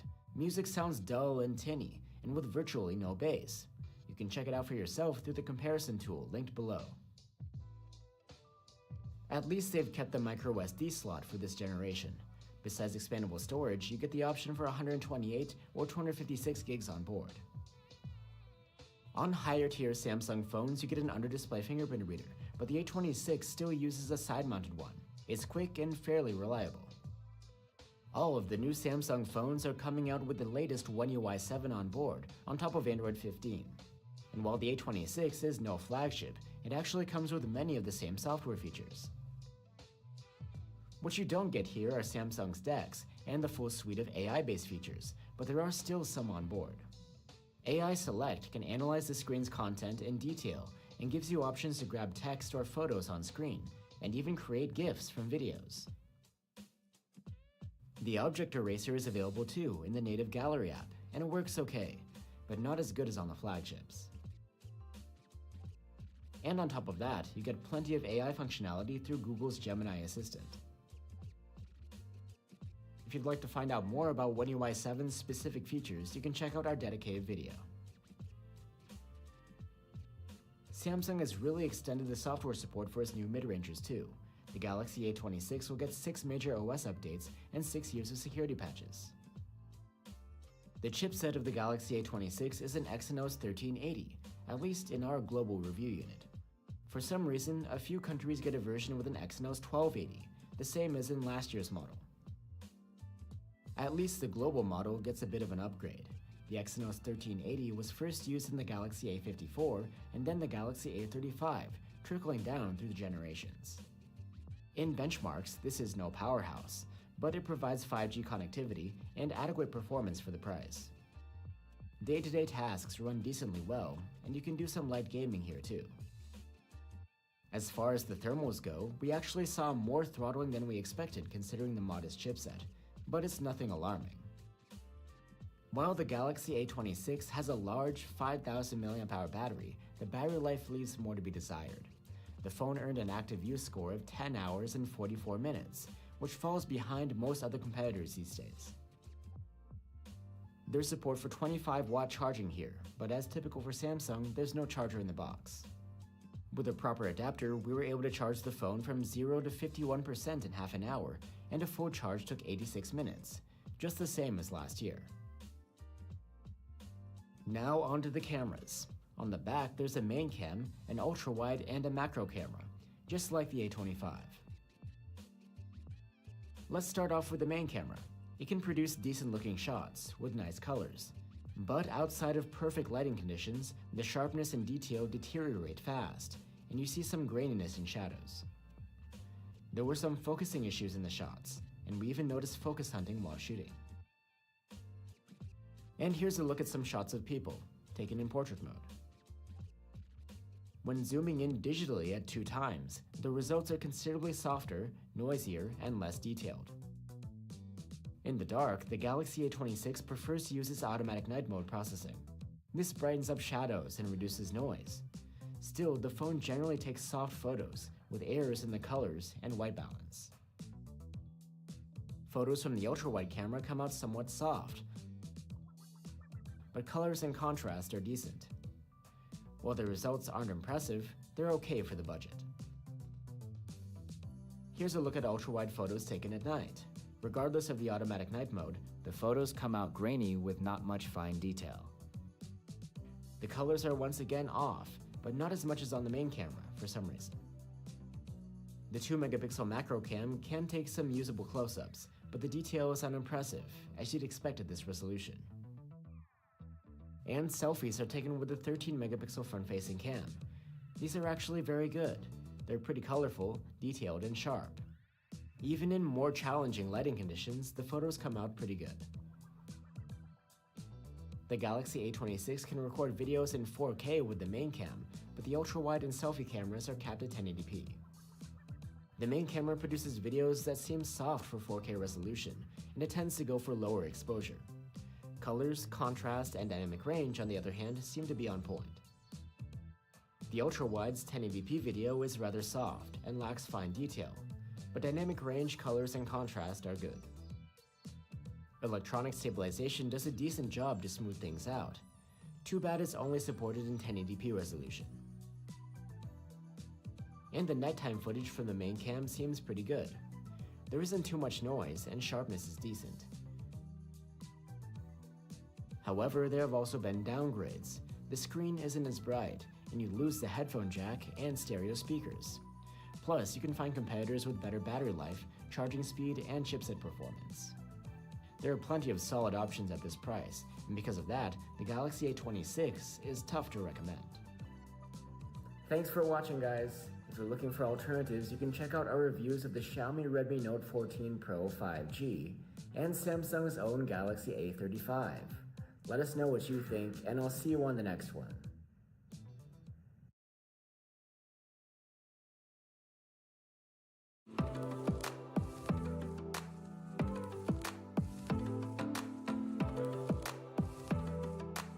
Samsung is back with a new A-series mid-ranger, the Galaxy A36. Is this a competitive phone to get in 2025? I'm Will for GSM Arena, and let's find out in our Samsung Galaxy A36 review.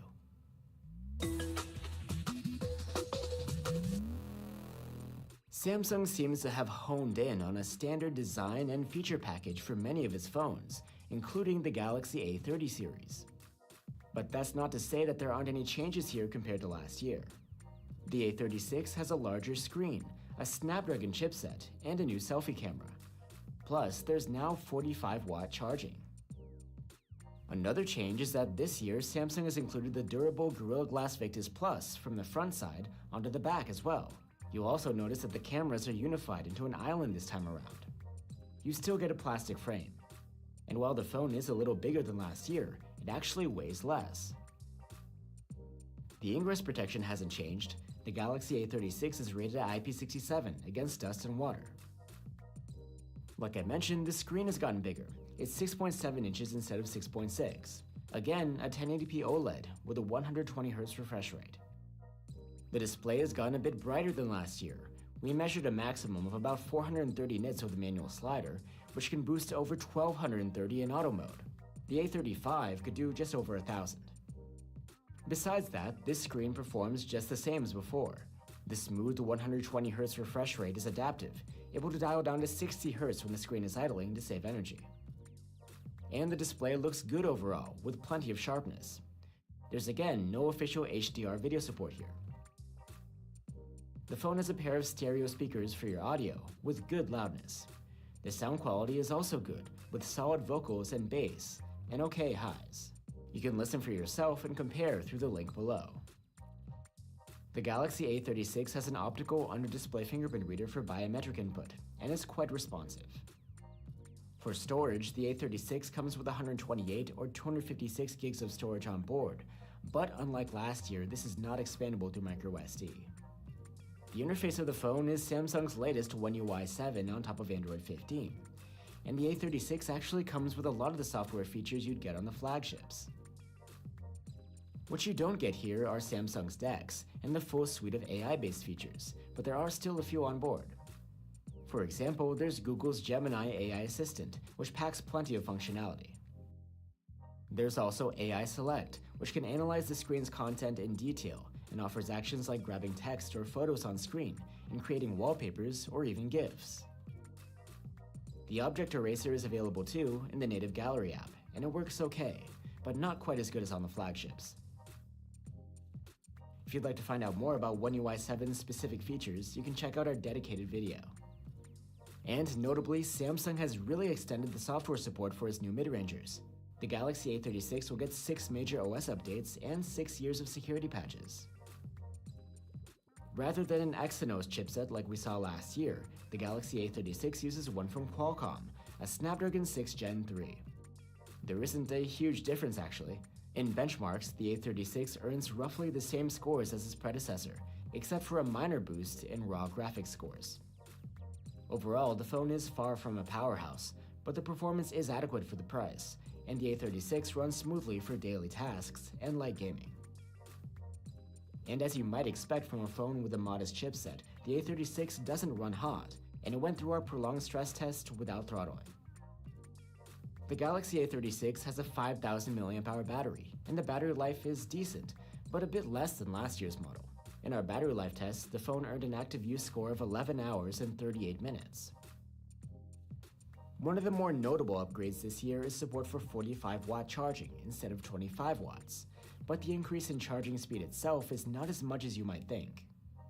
Using a 45-watt adapter and a proper cable, as the 3-amp one in the box doesn't cut it, we were able to charge the A36 from 0 to 60% in half an hour, compared to 52% last year, and a full charge was only 12 minutes faster than the previous model.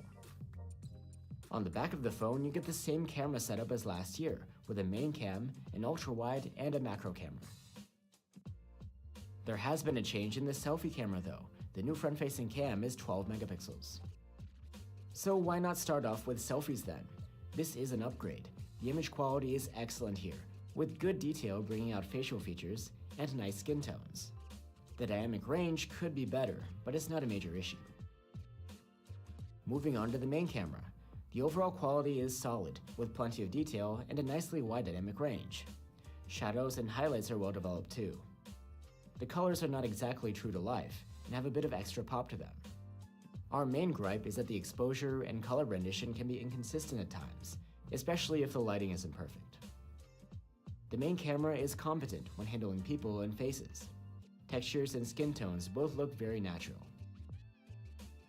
There's no telephoto cam here, so you'll be using a digital zoom. At 2 times, there is a bit more sharpening added, and some surfaces are softer, but the results are still decent. In low light, the A35 uses an automatic night mode, but this doesn't trigger unless it's quite dark. Without it kicking in, you get a good amount of detail, but there is some visible noise present. We had to toggle on the dedicated night mode to see its performance, and with it you have less noise and better preserved highlights, but some details get smoothed over. Now the ultra-wide cam. For this type of camera, the performance is decent, with enough detail. But again, the colors and exposure can vary from shot to shot. Low light shots from the ultra-wide camera are rather soft by default, and like with the main camera, the night mode doesn't tend to trigger by itself automatically that often. Toggling it on results in extra sharpening and better dynamic range, and we prefer these results. The Galaxy A36's macro cam takes decent close-ups. At 5 megapixels, these come out better than those competitors with a 2 megapixel macro. The A36 can record video in 4K with its main and selfie cameras. The ultra-wide is limited to 1080p. The main cam captures pretty solid 4K videos. The detail is good, and so are the colors and dynamic range. There is a bit of visible noise though. Full HD video from the ultra-wide camera is also a bit noisy, which is expected. The detail, colors, and dynamic range are alright. There's electronic stabilization available at all resolutions, and it does pretty well to smooth things out. And low light video from the main camera is solid. It has good detail and dynamic range, but again some noise. So that's the Galaxy A36. It has a durable build, and you get the Samsung software package and plenty of support. And the display, chipset, and the cameras are solid for the class. We do miss the expandable storage though, and the phone's launch price is a bit on the expensive side. Still, the A36 is pretty decent all around though, and once its price settles down, it should be worth looking into. Thanks for watching, guys. If you're willing to go for an older phone, a nice alternative could be the Galaxy A55. Or you could spend a bit more money and go for the Galaxy A56. Let us know what you think, and I'll see you on the next one.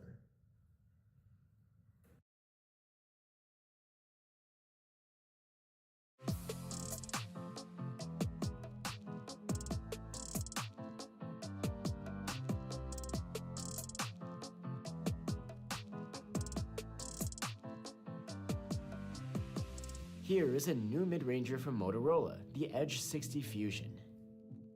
It may not be as high tier as other Moto Edge models, but it still packs plenty of nice features. I'm Will for GSM Arena, and let's see what the Moto Edge 60 Fusion is all about in our full review.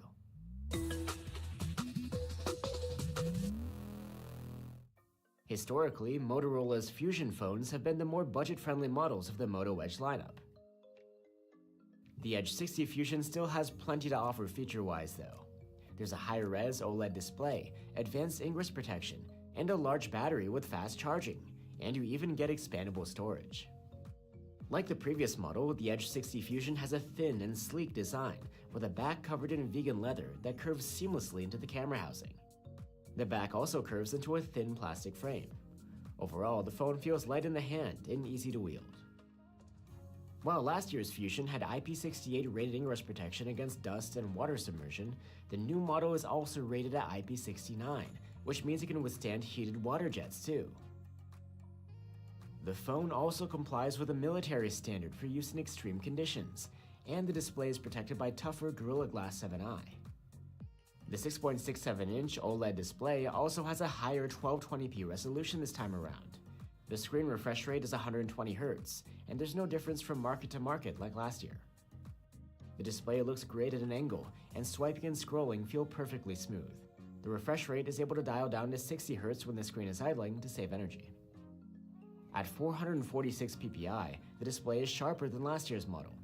On top of that, there's now support for HDR10+ video playback. There's plenty of brightness to be had here as well.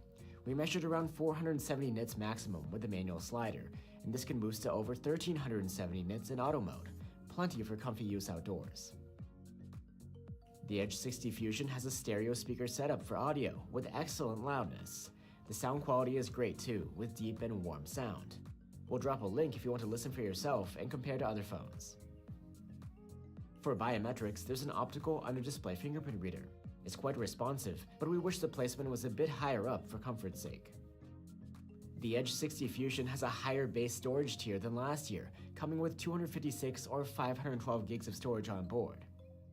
And Motorola has brought back a feature that's not so easy to find these days: expandable storage through microSD. Plus, with an eSIM, you still get dual SIM support here. The interface of the Edge 60 Fusion is Moto's Hello UI on top of Android 15. It's similar to what we've seen on any recent Motorola phone.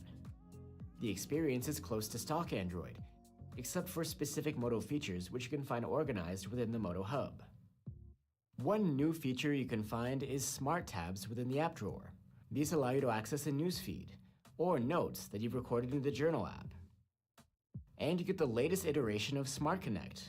Like before, it allows you to easily transfer files between devices and connect the phone wirelessly to a PC or monitor. But now you can also use voice commands to control the interface or search for files using natural language. Besides Google's Gemini AI, Motorola now also provides its own AI helper called Moto AI, which is brand new. You can access Moto AI on the fly by double tapping on the back of the phone. Or you can assign the double tap shortcut to something else, like launching a specific app or function. So why would you need Moto AI if there's already Gemini on board? Well, it can do things like summarizing and image generation that Gemini already can, plus exclusives like adding photos, screenshots, and text notes into the Journal app. And for support, Motorola promises 3 major OS upgrades and 4 years of security patches for the Edge 60 Fusion. While the previous model had a Qualcomm chipset, the Edge 60 Fusion uses a MediaTek one. It's either a Dimensity 7300 in the globally available model we have here, or a Dimensity 7400 in select markets like India. When it comes to benchmarks, there are better performing phones in this price range. But the Edge 60 Fusion does a decent job, earning scores which are slightly higher than last year. And when using the phone, it felt responsive and snappy most of the time. In our prolonged stress tests, the Edge 60 Fusion did a decent job, but we did see occasional dips in the CPU performance due to throttling. Our global Edge 60 Fusion has a 5200 mAh battery, and the model found in India has an even larger 5500 mAh capacity. Our global unit did a very good job in our tests, earning an active use score of 14 hours and 18 minutes. The Edge 60 Fusion supports the same 68-watt charging as its predecessor, and in some markets the charger is bundled with the phone. With such an adapter, the charging is speedy. We were able to charge the phone from 0 to 86% in half an hour, and a full charge took 44 minutes. There's no support for wireless charging here. Now onto the cameras. You get two on the back, the main camera plus an ultra-wide with autofocus, basically the same setup as last year. The main camera's photos come out at 12.5 megapixels due to pixel binning, and during the day the quality is quite good. There's a fair amount of detail and good sharpness. Colors are punchy, and there's plenty of contrast. And here are some shots of people too. The edge detection could be better implemented, but otherwise the photos look fine. We also prefer to take these photos at 2x zoom, which made for much more appealing shots. Speaking of that, at 2x digital zoom, the regular photos look good too, but they have some extra blurriness, and we've seen better implementations. At night, the main camera tends to produce very good results. The photos are a bit over-sharpened, but even outside of that, they are decently detailed, with saturated colors. The phone goes for brighter-looking exposures, which we like. During the day, the ultra-wide camera produces great results. There's more detail than your usual ultra-wide cam, and sharpness is pretty good too. The processing is overall similar to the main cam, albeit with a narrower dynamic range. Thanks to the autofocus, the ultra-wide handles close-up macro shots pretty well too. The nighttime photos from the ultra-wide are quite alright. Colors are a bit conservative, and the color temperature is sometimes off, but other than that you get good sharpness and dynamic range for this sort of camera. Selfies from the 32 megapixel front-facing cam come out at 8 megapixels, and they're rather good, with impressive detail, accurate colors, and wide dynamic range. There is noticeable added sharpening though, which can help imperfections stand out. The Edge 60 Fusion supports 4K video recording with all of its cameras, including the selfie cam. The main camera produces very nice videos. They're clean looking, with natural colors and good sharpness and detail. The ultra-wide camera's videos are some of the better we've seen in this class. However, the colors are a bit pale, and there's some focus hunting. There's electronic video stabilization smoothing out the footage, and it does a pretty good job. The main cam's low-light video is pretty solid, especially for a phone in this price range. The footage is sharp, with alright detail and no apparent noise. Highlights can come out clipped though. So that's the Moto Edge 60 Fusion. It's got a lot going for it. There's a great display, loud, nice-sounding speakers, very good battery life and fast charging, and a sleek, extra durable build. The cameras are pretty solid, and there's even expandable storage. Of course, it isn't perfect. You can certainly find other phones that have either a more powerful chipset or a zoom camera, or even longer software support. But if you don't mind that, the Edge 60 Fusion has a really balanced feature set and a competitive price, and it's well worth recommending.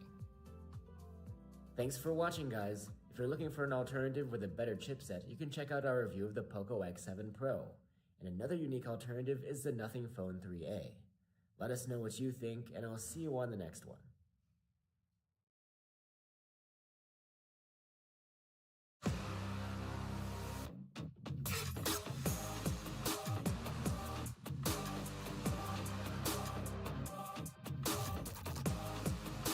Xiaomi has come out with a whole new tier of Poco phone.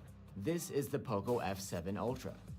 So is this the flagship you've been waiting for? I'm Will for JSM Arena, and let's see what the Poco F7 Ultra is all about in our full review.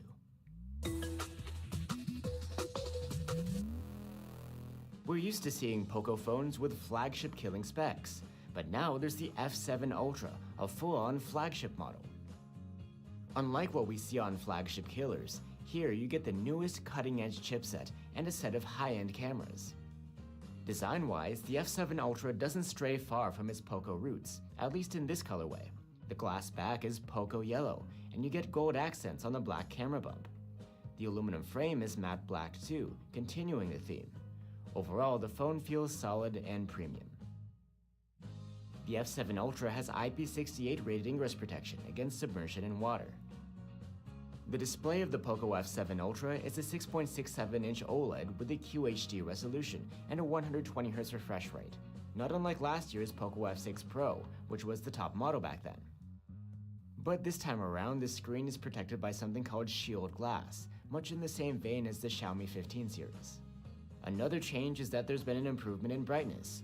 We measured a maximum of around 800 nits with the manual slider, and this can boost up to over 1500 nits in auto mode when in bright sun. But other than that, this panel has the same great sharpness as last year's top Poco phone. And there's perks like 12-bit color and support for Dolby Vision and HDR10 Plus video playback. Swiping and scrolling on this screen are smooth thanks to the 120Hz refresh rate, but there's no LTPO tech here. While the screen is idling, it can dial down to a low of 60Hz to save energy. For audio, there's a pair of stereo speakers. They have very good loudness, and the sound is nicely balanced. We've heard better bass, but still the lows are decent and the mids are nice, as you can hear for yourself in our comparison tool. You'll find a link down below. You can wake up and unlock the Poco F7 Ultra with an ultrasonic under-display fingerprint reader. It's very responsive. The phone has an IR blaster on board, which means you can use it to control other appliances with. And the phone comes with 256 or 512 gigs of storage on board that isn't expandable through microSD. The interface of the phone is Xiaomi's new HyperOS 2 on top of Android 15. Compared to the previous version, it's largely the same, just with some more refined aesthetics and under-the-hood optimizations. You have Google's Gemini AI assistant on board with plenty of functionality.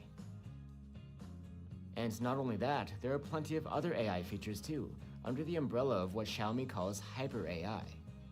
For example, there are AI functions in Notes for working with text. These include summaries, proofreading, translation, and changing the layout. You'll find AI-based tools in the gallery too, like AI Sky, which can change the sky in your photo to whatever you'd like to see. Other AI features include an interpreter for real-time translation and subtitles available within supported apps. And the Poco F7 Ultra comes with the promise of 4 years of major software updates and 6 years of security patches. Like other 2025 Android flagships, the Poco F7 Ultra packs the latest Qualcomm chipset, the Snapdragon 8 Elite. It's quite powerful and a significant jump from previous Poco phones, which typically use year-old chipsets for the sake of cutting costs. On top of that, the Poco F7 Ultra has a dedicated graphics chip called the Vision Boost D7. It's meant to even further improve the experience when gaming or playing videos. In benchmarks, the F7 Ultra performs as expected.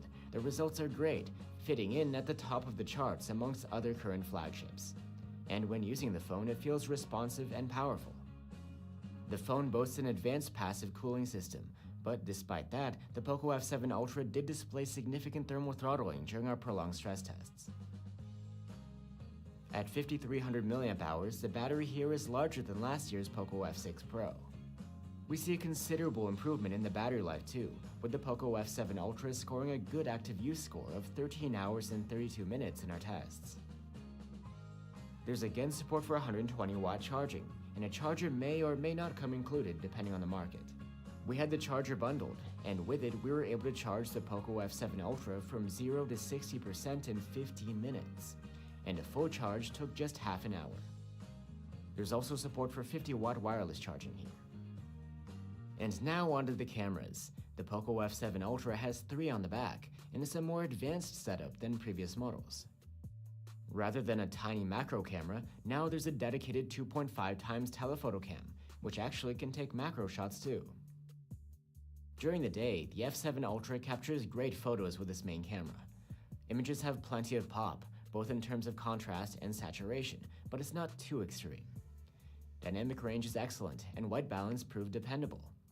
Detail is generally very good too, but a bit artificially rendered in textures like grass. You can also count on the Poco for some excellent portraits, whether in photo mode or in the dedicated portrait mode. The shots taken with 2 times digital zoom are very good, though random fine detail is a bit of a struggle. Low light photos from the F7 Pro's main camera are excellent for the class. Exposures are well balanced, giving us well-preserved highlights while avoiding dark, gloomy shadows. Colors remain lively, and the white balance is quite reliable. Detail is generally great as well, with only minor softness in the darker areas. The 2.5 times zoom camera of the Poco F7 Ultra is actually pretty good. It produces nicely detailed images with excellent dynamic range. Colors are on point as well. Shots of people also look great. This is a nice way to take portraits. Zooming in further at 5 times, the results are still relatively clean and sharp. and this telephoto cam has the ability to focus close, to take macro close-up shots. This is a standout feature you usually find on more expensive camera phones, and the photos come out excellent. At night, the telephoto cam produces photos with a good amount of detail, but the contrast leaves a bit more to be desired, at least when it comes to shadows. Also, the white balance was not as reliable as with the main camera. The f7 Ultra's ultra-wide camera is quite capable, producing wide shots that have good detail, great dynamic range, and excellent colors. At night, the ultra-wide puts up an alright performance.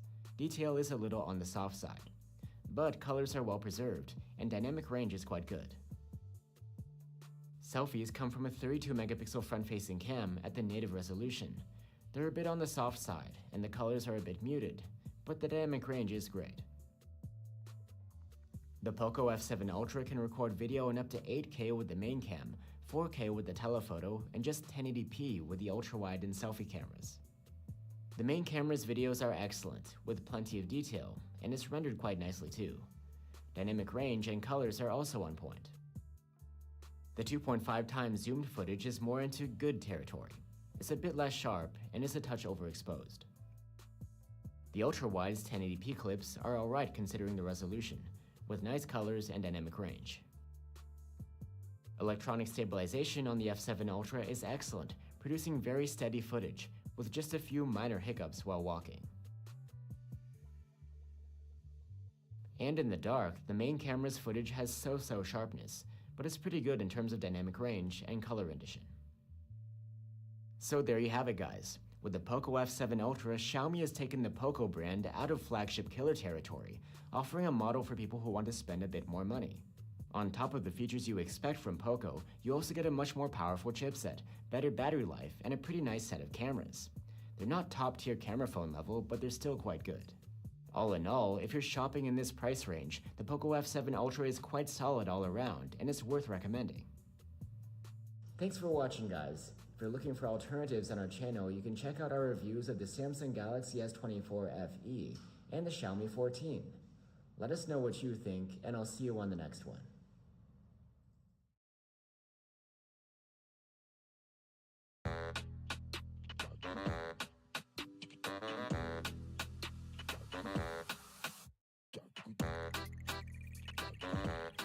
This is the Galaxy A56, the year's highest tier A-series mid-ranger from Samsung. Could this be the mid-range phone to set your sights on this year? I'm Will for GSM Arena, and let's find out in our Galaxy A56 review.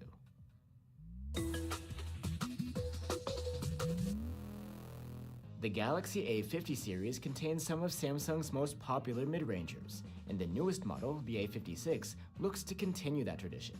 It's not trying to break the mold, far from it, but there are some upgrades here, like a new chipset, a slightly bigger display, and a new selfie camera. Another nice change is that unlike the Galaxy A55, this phone will be available in the US market, but that should happen later in the year. The design has been updated too. The separate cameras have melded into one camera island. You again have an aluminum frame, but the glass on the back has been upgraded to Gorilla Glass Victus Plus. And the A56 is thinner and lighter than last year's model. As for ingress protection, the A56 again comes with an IP67 rating. That's good against submersion in water, but it's a lower rating than what some competitors are offering now. As I mentioned, the screen is slightly larger than last year at 6.7 inches. It's an OLED with a 1080p resolution, a 120Hz refresh rate, and Gorilla Glass Victus Plus protection, just like on the back. Samsung has achieved a larger display on the A56 without making the phone larger by slimming down the bezels. The display is sharp enough, with great contrast, and there's support for HDR10+ video playback. The max brightness has been improved a bit this year. We measured up to only 450 nits with the manual slider, but with auto mode on, it can boost up to over 1200 nits. That's up from 1000 with the A55. And while the 120Hz refresh rate smooths out movement on screen while you're swiping and scrolling, it can dial down to 60Hz when the screen is idling to save energy. The A56 has a pair of stereo speakers for your audio, and they earned a loudness score of good on our charts. The sound is good for this price. The bass is deeper than the A55, as you can hear for yourself in our comparison tool. You'll find a link down below. You can wake up and unlock the phone with an optical under-display fingerprint reader. It's reliable, but not as fast as some other solutions we've seen. You can get the Galaxy A56 with 128 or 256 gigs of storage on board, but while previous models had expandable storage through microSD, Samsung has done away with that this time around. The Galaxy A56 runs Samsung's latest One UI 7 out of the box, on top of Android 15. The phone actually comes with many of the software features Samsung offers to its flagships. What you don't get here are Samsung's DeX and the full suite of AI-based features, but there are still a few on board. These include the AI Select, which improves upon the previous Smart Select feature. The AI analyzes the screen's content in detail and offers actions like grabbing text or photos from the screen and creating wallpapers or even GIFs. The Object Eraser is available too in the native Gallery app, and it works quite well. Sometimes. Certainly nowhere as good as on the S25. And Google's Gemini AI Assistant comes baked in, and it packs lots of functionality in and of itself. If you'd like to find out more about One UI 7's specific features, you can check out our dedicated video.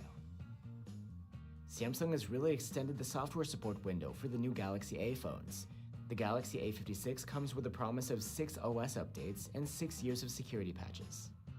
Rather than a Snapdragon chipset, Samsung is again going for an in-house chip for the Galaxy A56. It's the new Samsung Exynos 1580. As expected, in benchmarks, it provides a boost in performance over last year's chipset. The difference isn't night and day, but the A56 is better than the A55. While there are competitors that offer more power under the hood, there's enough here for smooth performance and some gaming too. The thermal management here is great as well. The Galaxy A56 completed our prolonged stress test with hardly any performance loss. The battery capacity hasn't changed this year. It's again 5,000 mAh. But for some reason, maybe the different chipset, the battery life isn't as good as on the previous model. It's still decent though, with the Galaxy A56 earning an active use score of 12 hours and 8 minutes in our tests. The A56 gets higher rated 45-watt charging this year, but no charger is included in the box. With a proper adapter and 5-amp cable, a 30-minute charge is faster now, with the A56 going from 0 to 65%. However, a full charge is actually slower than the A55, taking an hour and 13 minutes here. Now we have the cameras. On the back, you get basically the same setup as last year, with a main camera, an ultra-wide, and a dedicated macro cam. There is a new camera on the front though. It's 12 megapixels this time, instead of 32. So let's go ahead and start with the selfie cam. It produces excellent photos. They're clean and sharp, with wide dynamic range and great colors. Moving on to the main camera. During the day, the photos are detailed and the colors are punchy. There are some occasional clipped highlights though, and we've seen competitors with better sharpness. And here are some shots of people. The portraits are again a little on the soft side. 2x digital zoom is fine, but as expected, there's a decrease in sharpness compared to the regular shots. In low light, if shooting in the default auto mode, the photos from the main cam come out decent, but you can spot the occasional clipped highlights and light sources, while sharpness leaves more to be desired. Daylight photos from the ultra-wide cam are alright, with accurate colors and good contrast during the day. The sharpness and dynamic range could be better though. And at night, the ultra-wide camera produces soft and fuzzy photos with visible noise. The dynamic range is limited, and the white balance is off. If you enable night mode on this camera, the photos come out improved. That's unlike what we saw with the night mode on the main camera. Close-up shots from the dedicated macro cam are decent, better than what you get from the 2-megapixel macro cameras of other brands. Still, you need plenty of light to get a good result, and a lot of patience. There are no major changes to the video recording capabilities. The main, ultra-wide, and selfie cameras can shoot video in 4K at 30 FPS. The video quality from the main camera is excellent. Footage is sharp, detailed, and colorful, and is noise-free, with a wide dynamic range. The ultra-wide camera captures good videos too. They're crisper and more detailed than what you get from other phones in this price range. The system offers electronic stabilization in 4K, and the results are excellent. There's no jittery movements, just stable-looking footage. We're pleasantly surprised by the nighttime video. The main cam's footage is sharp and detailed and low in noise. Highlights and light sources can come out clipped though. So there you have it, the Galaxy A56. Just like last year's model, it's a phone with a solid build, a nice screen, a decent chipset, and the Samsung software package. Plus, the cameras are really great when it comes to videos and selfies. However, the battery life, charging speed, and rear camera stills don't really stand out from competitors, some of which are even packing telephoto cameras these days. And you can get phones with a higher performing chipset in this price range. So while the Galaxy A56 is a decent phone, until the price settles down, it may be worth exploring other options. Thanks for watching, guys. If you're looking for alternatives, you can check out our reviews of the Nothing Phone 3a Pro and the Motorola Edge 50 Pro. Let us know what you think, and I'll see you on the next one.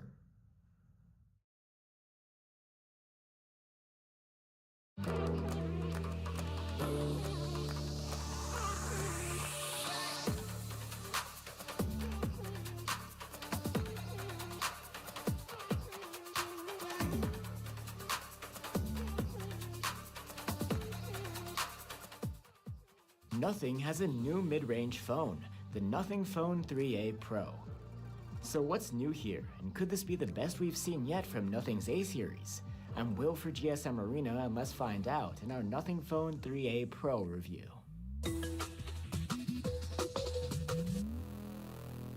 The Nothing Phone 3a Pro brings a new moniker to the Nothing mid-range family, and there are a few changes if you're comparing it to last year's Nothing Phone 2a Plus.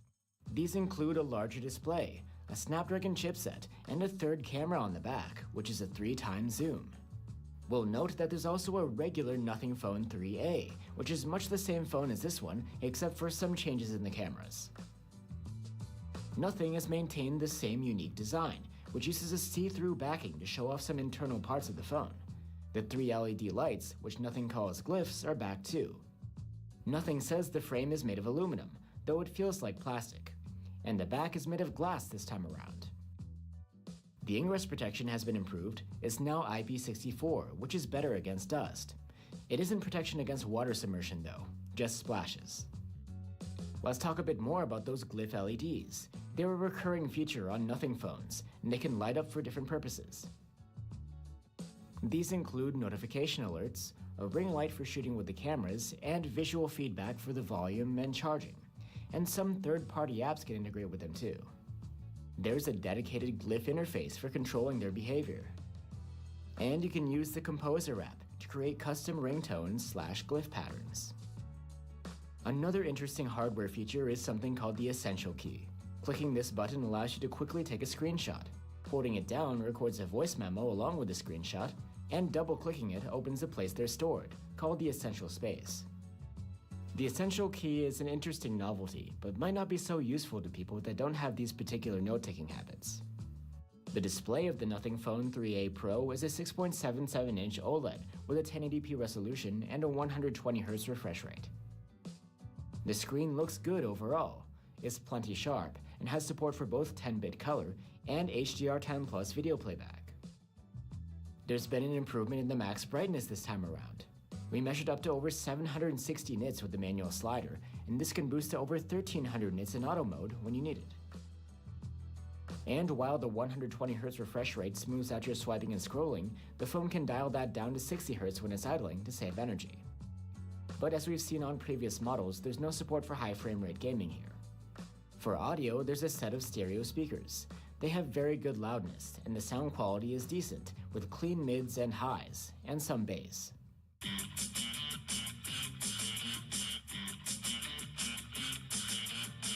wide awake, but you're a nightmare. You can wake up and unlock the phone using the optical under-display fingerprint reader, and it's quite responsive. And the Nothing Phone 3a Pro comes with 128 or 256 gigs of storage depending on the market. That's not expandable through microSD. The interface of the phone is the latest Nothing OS 3.1, running on top of Android 15. It's not so far away from stock Android, but with some extra features and brand-specific aesthetics. These include monochrome icons and custom Nothing widgets on the home screen. A signature of Nothing phones was a pixelated font through the interface, which they've done away with by default. You can still enable it for the settings menu through experimental features. As far as nothing specific AI-powered features go, there aren't a ton, outside of the essential space we touched upon earlier. The AI can make summarizations of text that you made screenshots of, and transcribe your voice memos into text. And for support, Nothing promises 3 years of Android updates and 6 years of security patches here. The chipset of the Nothing Phone 3a Pro is a Snapdragon 7S Gen 3. It's known to be solid mid-range silicon. It's meant to be an improvement over the MediaTek chipset within last year's Nothing Phone 2a Plus, mainly in AI capability. In benchmarks, the Nothing Phone 3a Pro holds up well against its peers in the same price range, but still falling short of the flagship-killing Nothing Phone 2. Overall, the Nothing Phone 3a Pro handles both regular tasks and gaming quite smoothly. The thermal management is excellent too. In our prolonged stress tests, the phone displayed very little thermal throttling or performance loss. The phone has a 5000 mAh battery, and the Nothing Phone 3a Pro earned a solid active use score in our battery life tests. There's support for 50-watt charging here, and there's no charger included in the box. With a proper adapter, we were able to charge the 3a Pro from 0 to 60% in half an hour, and a full charge took an hour and 6 minutes. It's nothing too speedy. And now we have the cameras. On the back, there are 3. There's a 50-megapixel main cam, a 50-megapixel 3x telephoto, and an 8-megapixel ultra-wide cam.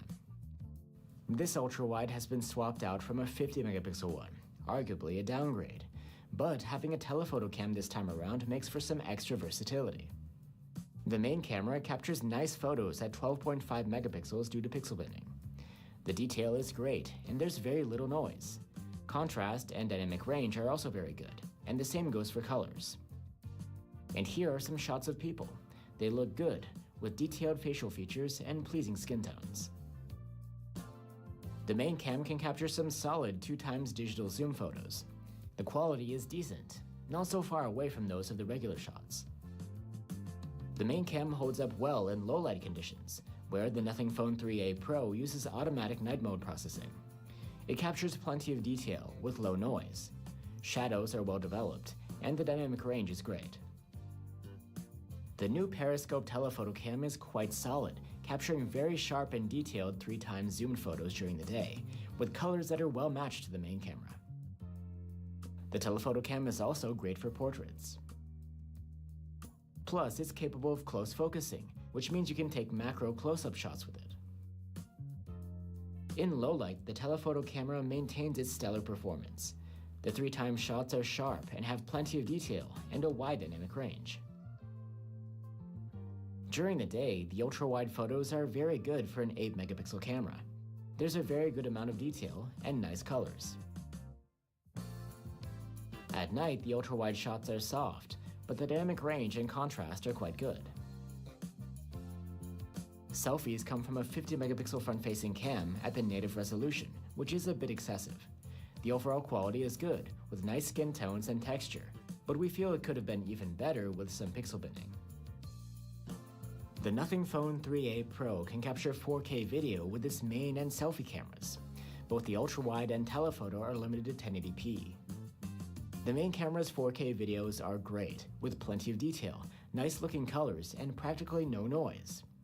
The dynamic range could be a bit better though. If you simply click the zoom on the viewfinder, you get a 4K crop from the main cam. You need to switch the resolution in order to be able to shoot video with the telephoto.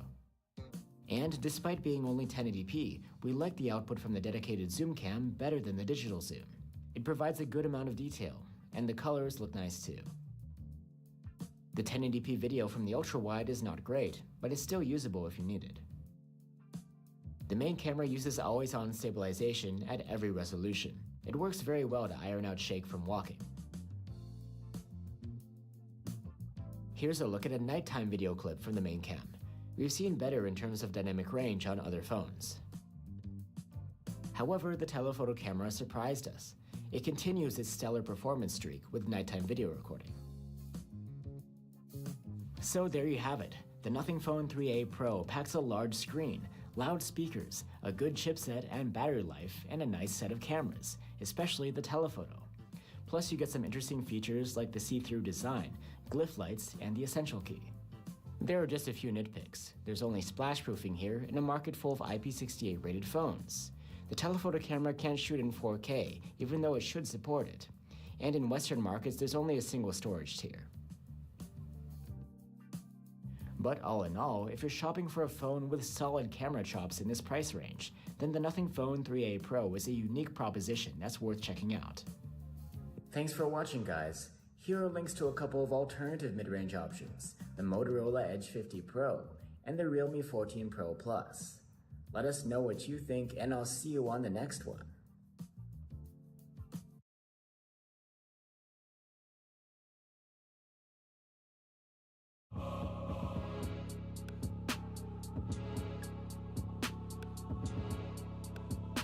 Here we have a new budget-friendly phone from Motorola, the Moto G Power 2025. So what sorts of features do you get here, and what shortcomings do you have to watch out for? I'm Will for GSM Arena, and let's find out in our Moto G Power 2025 review. The Moto G Power is a pretty straightforward Motorola mid-ranger that's going for around $300 at the time of review. But still, there are some interesting goodies like extra ingress protection and wireless charging, and an ultra-wide cam with autofocus. The back of the phone is flat and covered in eco leather, which flows seamlessly over the camera housing. You get a plastic frame here, and the phone is rather large and feels solid in hand. Like I said, Moto has gone above and beyond when it comes to ingress protection. The phone is IP68/IP69 rated against dust, water submersion, and heated water jets. And not only that, the phone even meets a military-grade standard against extreme temperatures. With the display, you witness some of this phone's budget nature. It's an LCD, not an OLED. It's large though, at 6.8 inches, and has a 120Hz refresh rate. The display gets the job done, and is sharp enough. As an LCD, the blacks are not quite as deep, and there's no support for HDR video content here. But these things aren't too bothersome. What we're not quite happy about is that the backlighting of the screen is a bit uneven, and the screen is more reflective than your typical OLED panel, making use out in the sun more difficult. Still, there is decent brightness here for an LCD. We measured around 550 nits with a manual slider, which can boost to nearly 1000 in auto mode. When it comes to refresh rate, you get 120Hz while you're interacting with the screen, which smooths things out, and this dials down to 60Hz when idling to save energy. The Moto G Power has a 3.5mm jack for headphones, as well as a pair of stereo speakers. The speakers have excellent loudness, but there's distortion at higher volumes. I'm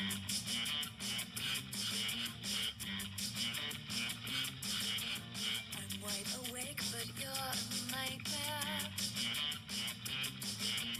You can wake up and unlock the Moto G Power with a side-mounted fingerprint reader built into the power button. It's quite reliable. You can only get the phone with 128 gigs of storage on board, but that is expandable through microSD. The interface of the Moto G Power is the latest version of Hello UI on top of Android 15. It's similar to stock Android, but with some custom Moto features on top. You can find these features within the Moto app, organized into categories like personalizations, gestures, and security options. Nowadays, the features that involve connecting the phone to a PC, tablet, or display are found within the Smart Connect hub. Previously, Moto called this functionality Ready For. It's impressive that you get support for this sort of connectivity on a budget phone.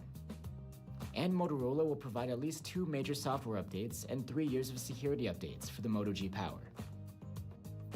Now let's talk about the chipset. It's a MediaTek Dimensity 6300, which is entry-level 5G silicon.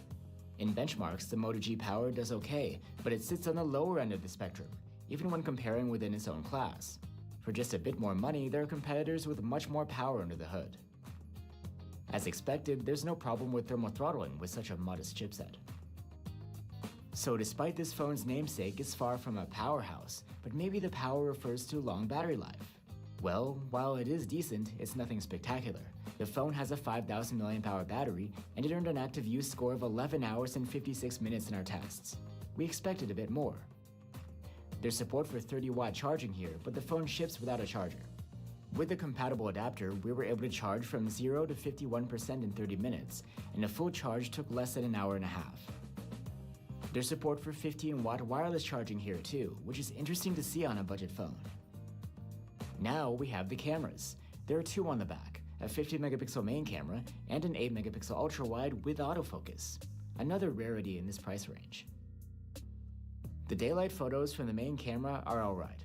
They have punchy colors, good contrast, and wide dynamic range, but they're soft overall, and there is some fine detail only in well-lit scenes.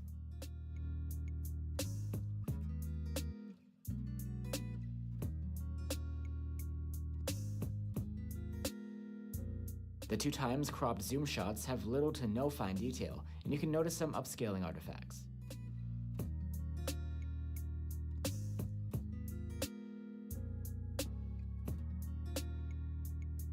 Interestingly, the phone doesn't offer automatic night mode.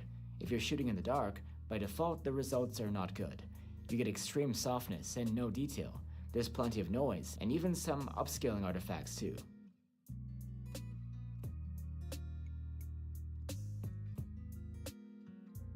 Turning on the night mode improves sharpness, adds some detail through artificial sharpening, and reduces noise. However, the jagged edges are here to stay. Overall, the quality still isn't very good.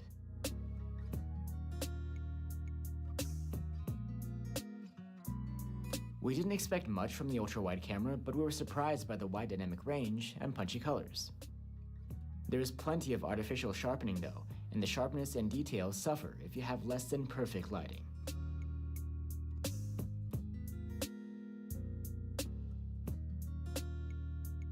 As the ultra-wide camera has autofocus, it can be used to take close-up macro shots.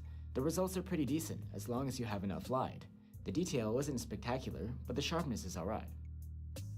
At night, the ultra-wide shots are extremely soft and lacking in detail. There's plenty of noise and again some upscaling artifacts like we saw in the main cam.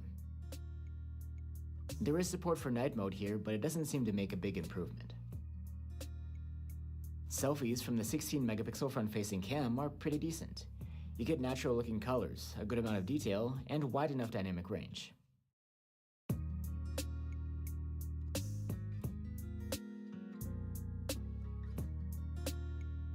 The Moto G Power 2025 supports only one video mode with all of its cameras, and that's 1080p at 30 FPS.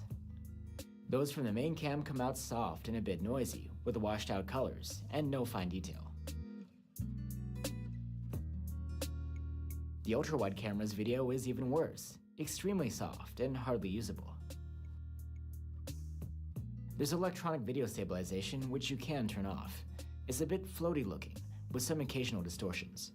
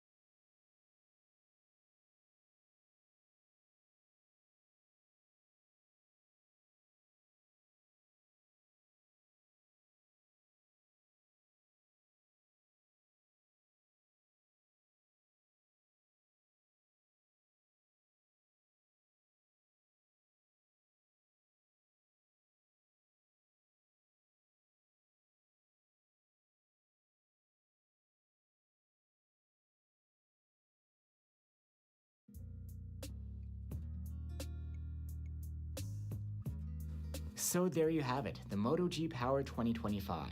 It offers some interesting features that you might not expect from a budget mid-ranger. Plus, it has a solid Moto software experience, and it takes pretty decent selfies too. However, there's more to be desired when it comes to the screen, the cameras, the chipset, and the battery life. And you can find other phones that tick those boxes, especially if you're willing to spend a little bit more. Thanks for watching, guys. If you're looking for alternatives to the Moto G Power 2025, you can check out our reviews of the Samsung Galaxy A35 5G or the Google Pixel 7a. Let us know what you think, and I'll see you on the next one.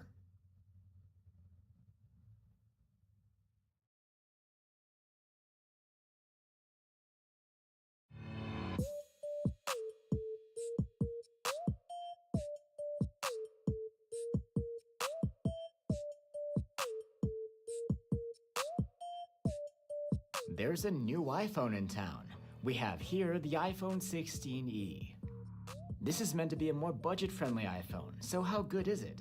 I'm Will for GSM Arena, and let's find out in our iPhone 16e review.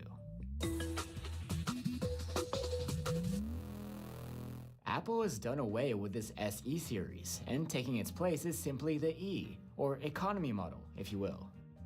Rather than focusing on a tiny form factor, the 16e is just like the iPhone 16, but with a few downgrades here and there, like only one camera. Having just one camera does lend the iPhone 16e a unique look, for what that's worth. This phone is about the same size as the iPhone 16, just not quite as thin. The flat back here is matte and made of glass, and you have a matte frame made of aluminum.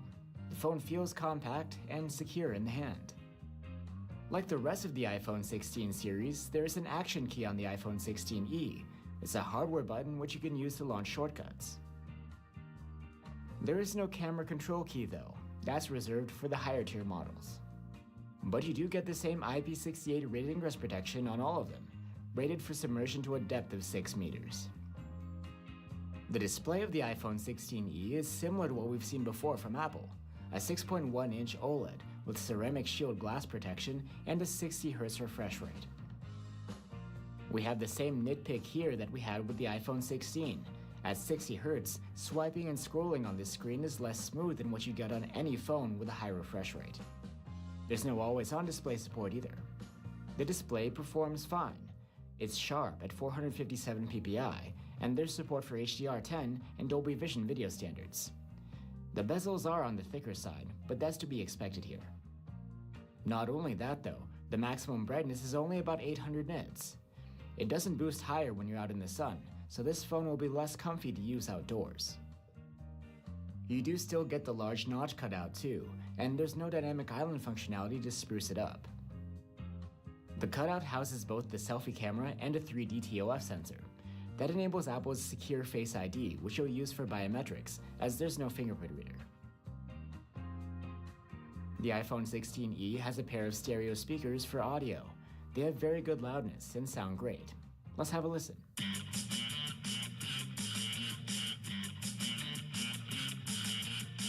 wide awake, but you're a nightmare. And the phone can come with 128, 256, or 512 gigs of storage on board, and that's not expandable through microSD card. The software interface of the iPhone 16e is the latest version of Apple's iOS 18. It's the same as what you'd get on the higher tier iPhone 16 models. This includes the Apple Intelligence AI features and full integration of a ChatGPT-powered assistant. You can check out these features more in depth in our iOS 18 and iOS 18.2 videos. And on top of that, the new iOS 18.3 supports dark mode for third-party app icons. And just like the other recent iPhones, Apple is offering at least 5 years of software support for the iPhone 16e. The chipset of the iPhone 16e is the same as the iPhone 16, almost. On paper, it's the Apple A18. However, the chipset inside of this phone has one less GPU core, meaning there's less muscle here when it comes to graphics. As a result, while the 16e packs just as much punch as the iPhone 16 when it comes to CPU performance and AI capabilities, in graphics tests it falls behind. There, the 16E earns scores that are more on par with the iPhone 14. Still, there's plenty of power here for multitasking and even gaming. The thermal management is solid here too, with the iPhone 16E sustaining good performance throughout our prolonged stress tests. Like I mentioned earlier, the iPhone 16E has a larger battery than the iPhone 16. It's 4,005 mAh.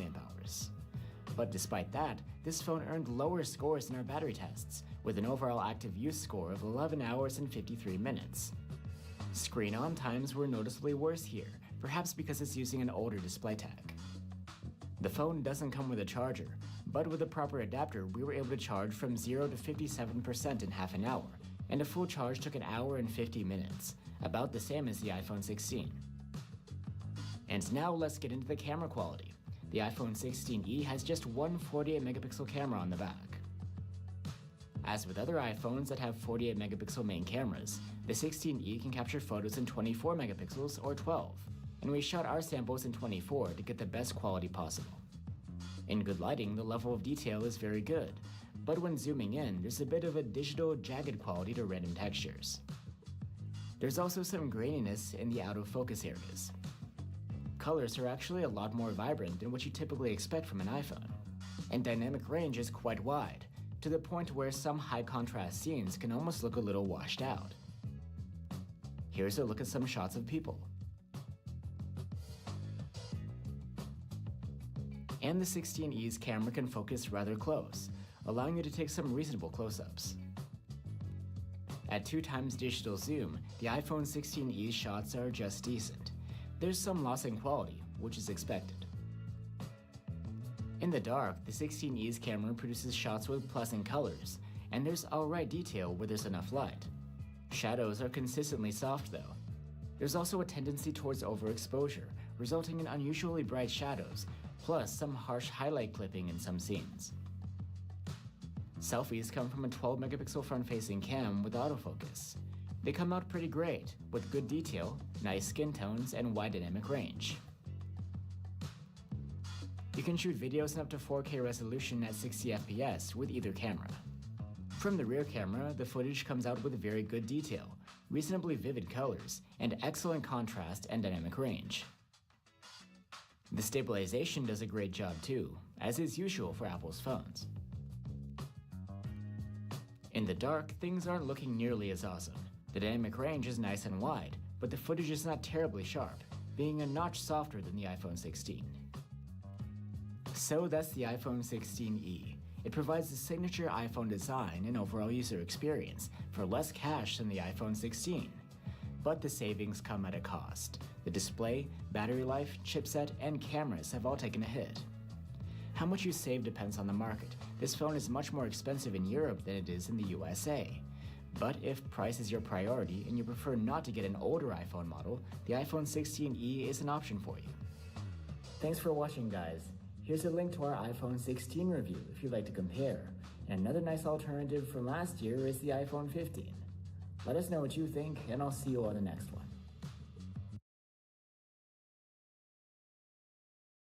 Hey, what's up guys? Will here for GSM Arena, and today let's do something a little bit different. We're going to be exploring Samsung's newest One UI 7 together, directly on the phone. This is their top flagship that just came out, the Galaxy.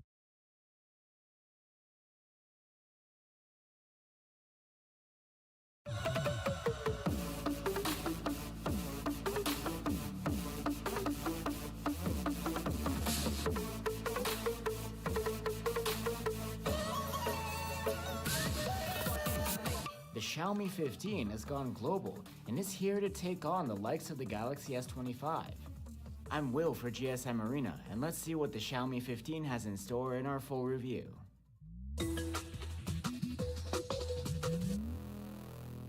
Just like last year's Xiaomi 14, the Xiaomi 15 is a relatively compact flagship phone that packs some nice features, including a solid set of cameras. And there are some improvements this time around too, like a better chipset and a larger battery. The design is pretty straightforward, nothing too flashy here. But this year the back is made of aerospace-grade fiberglass. It's resistant to fingerprint smudges, scratches, and bumps.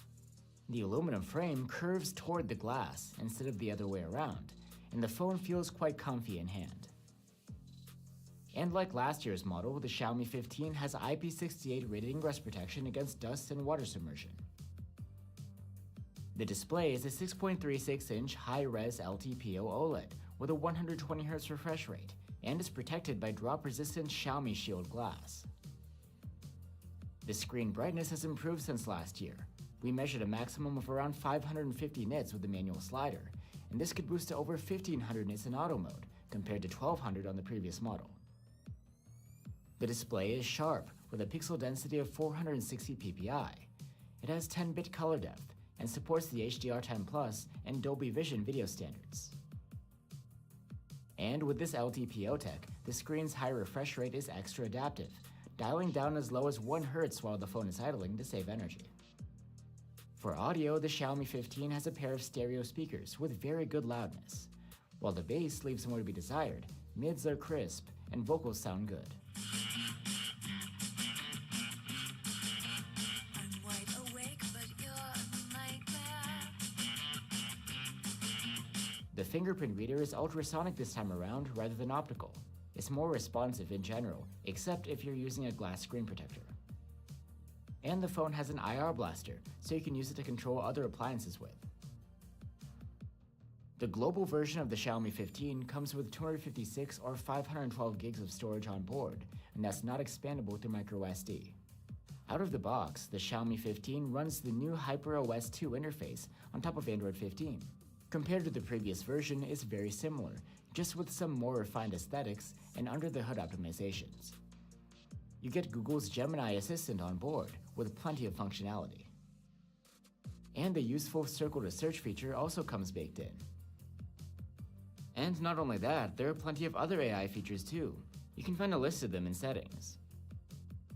For example, within the Notes app, there are a bunch of AI functions for transforming text.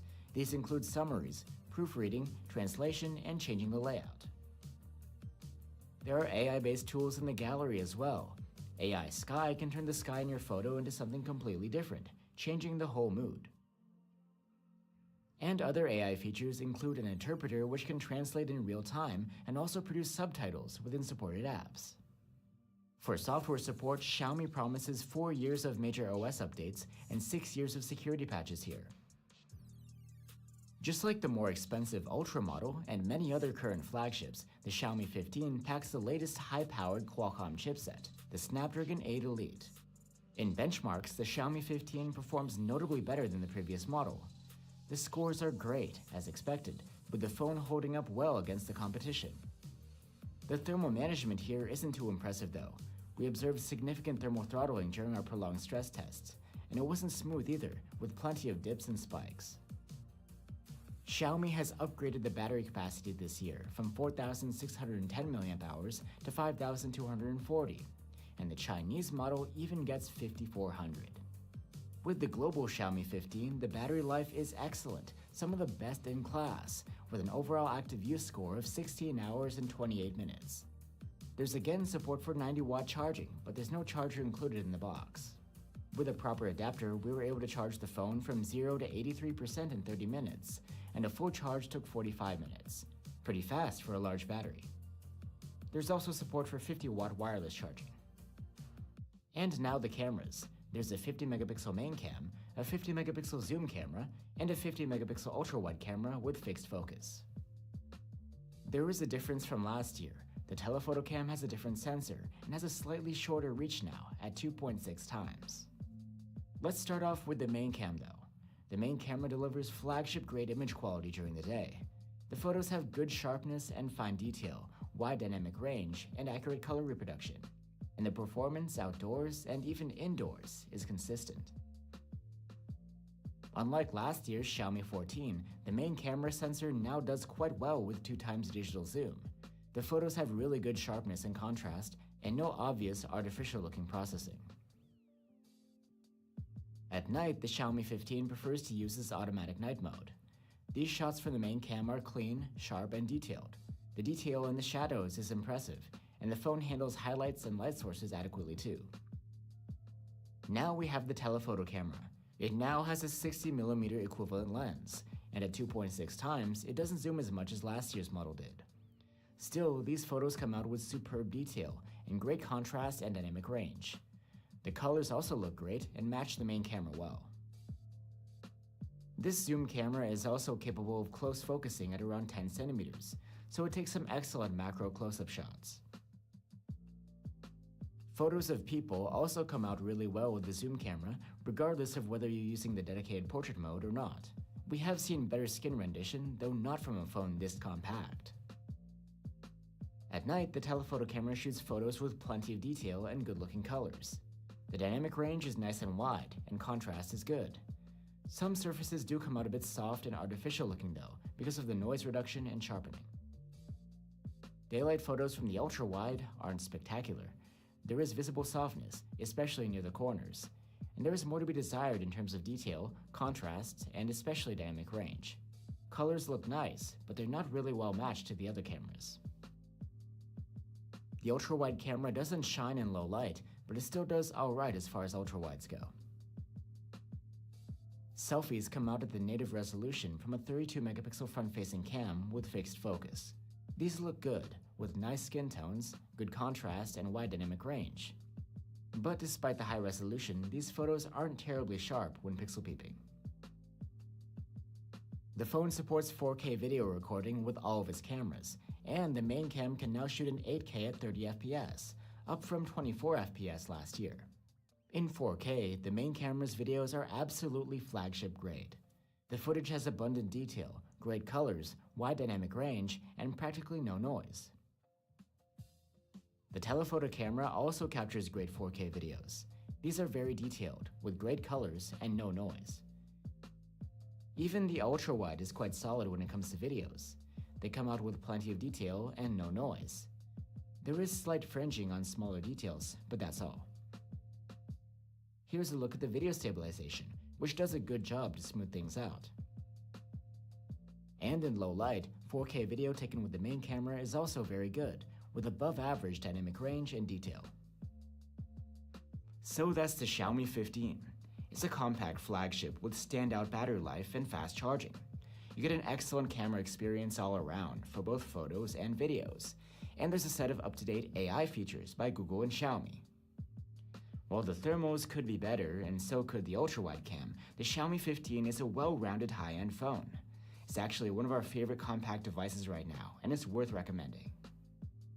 Thanks for watching, guys. If you're looking for alternatives, here are a couple of options on our channel: the Samsung Galaxy S25 and the iPhone 16 Pro.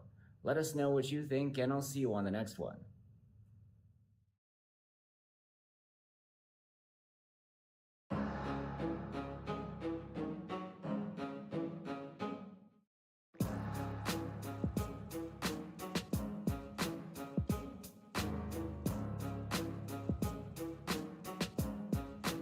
Here we have Xiaomi's new top camera phone, the Xiaomi 15 Ultra.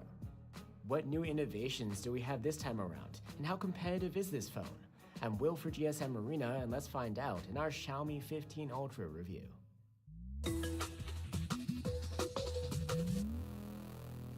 Xiaomi's Ultra series phones are known to push the envelope when it comes to cameras, and there are indeed some changes this time around. The most eye-catching one is a new 4.3 times telephoto zoom with a large 200 megapixel sensor. There are other updates here too, like the latest flagship chipset, a larger battery, and a new fingerprint reader. The design has gotten revamped as well. While the vegan leather is back, it's part of a new two-tone design, split with a matte plastic backing.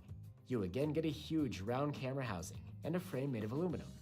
The phone feels solid and premium overall. And you get IP68 rated ingress protection too, against dust and water submersion. Just like they did last year, Xiaomi sells a set of camera accessories for the Xiaomi 15 Ultra. These include a case with a detachable hand grip, a lanyard, decorative rings for the camera bump, and a ring threaded for lens filters. Compared to last year, there's a new grip for your thumb, and a larger 2000 mAh battery for even more longevity. And as before, there's a USB-C port, so you can charge without removing the case from the phone. Besides making the phone more comfy to shoot with, there's functionality like a dial for exposure compensation, a 2-stage shutter release button, a zoom rocker, and a button for video recording. The accessories look and feel premium and lend the phone a real camera-like appearance. You'd have to decide if it's worth spending extra money on though. The display of the Xiaomi 15 Ultra is, like last year, a 6.73-inch LTPO OLED with a 1440p resolution and a 120Hz refresh rate. But now the display is protected by second-generation Xiaomi Shield glass, which is meant to be even more durable. The screen is also brighter than last year. We measured a maximum of around 840 nits with a manual slider, and this could boost to about 1600 nits in auto mode, plenty for comfy use outdoors. The panel looks great. It's super sharp at 522 ppi, and it supports HDR10+ and Dolby Vision video standards. There's support for 12-bit color here too. And thanks to LTPO tech, the screen's high refresh rate is extra adaptive to save energy, dialing down as low as 1 Hz while the phone is idling. For audio, the phone has a pair of stereo speakers with very good loudness. The sound quality is excellent too, comparable to other top flagships.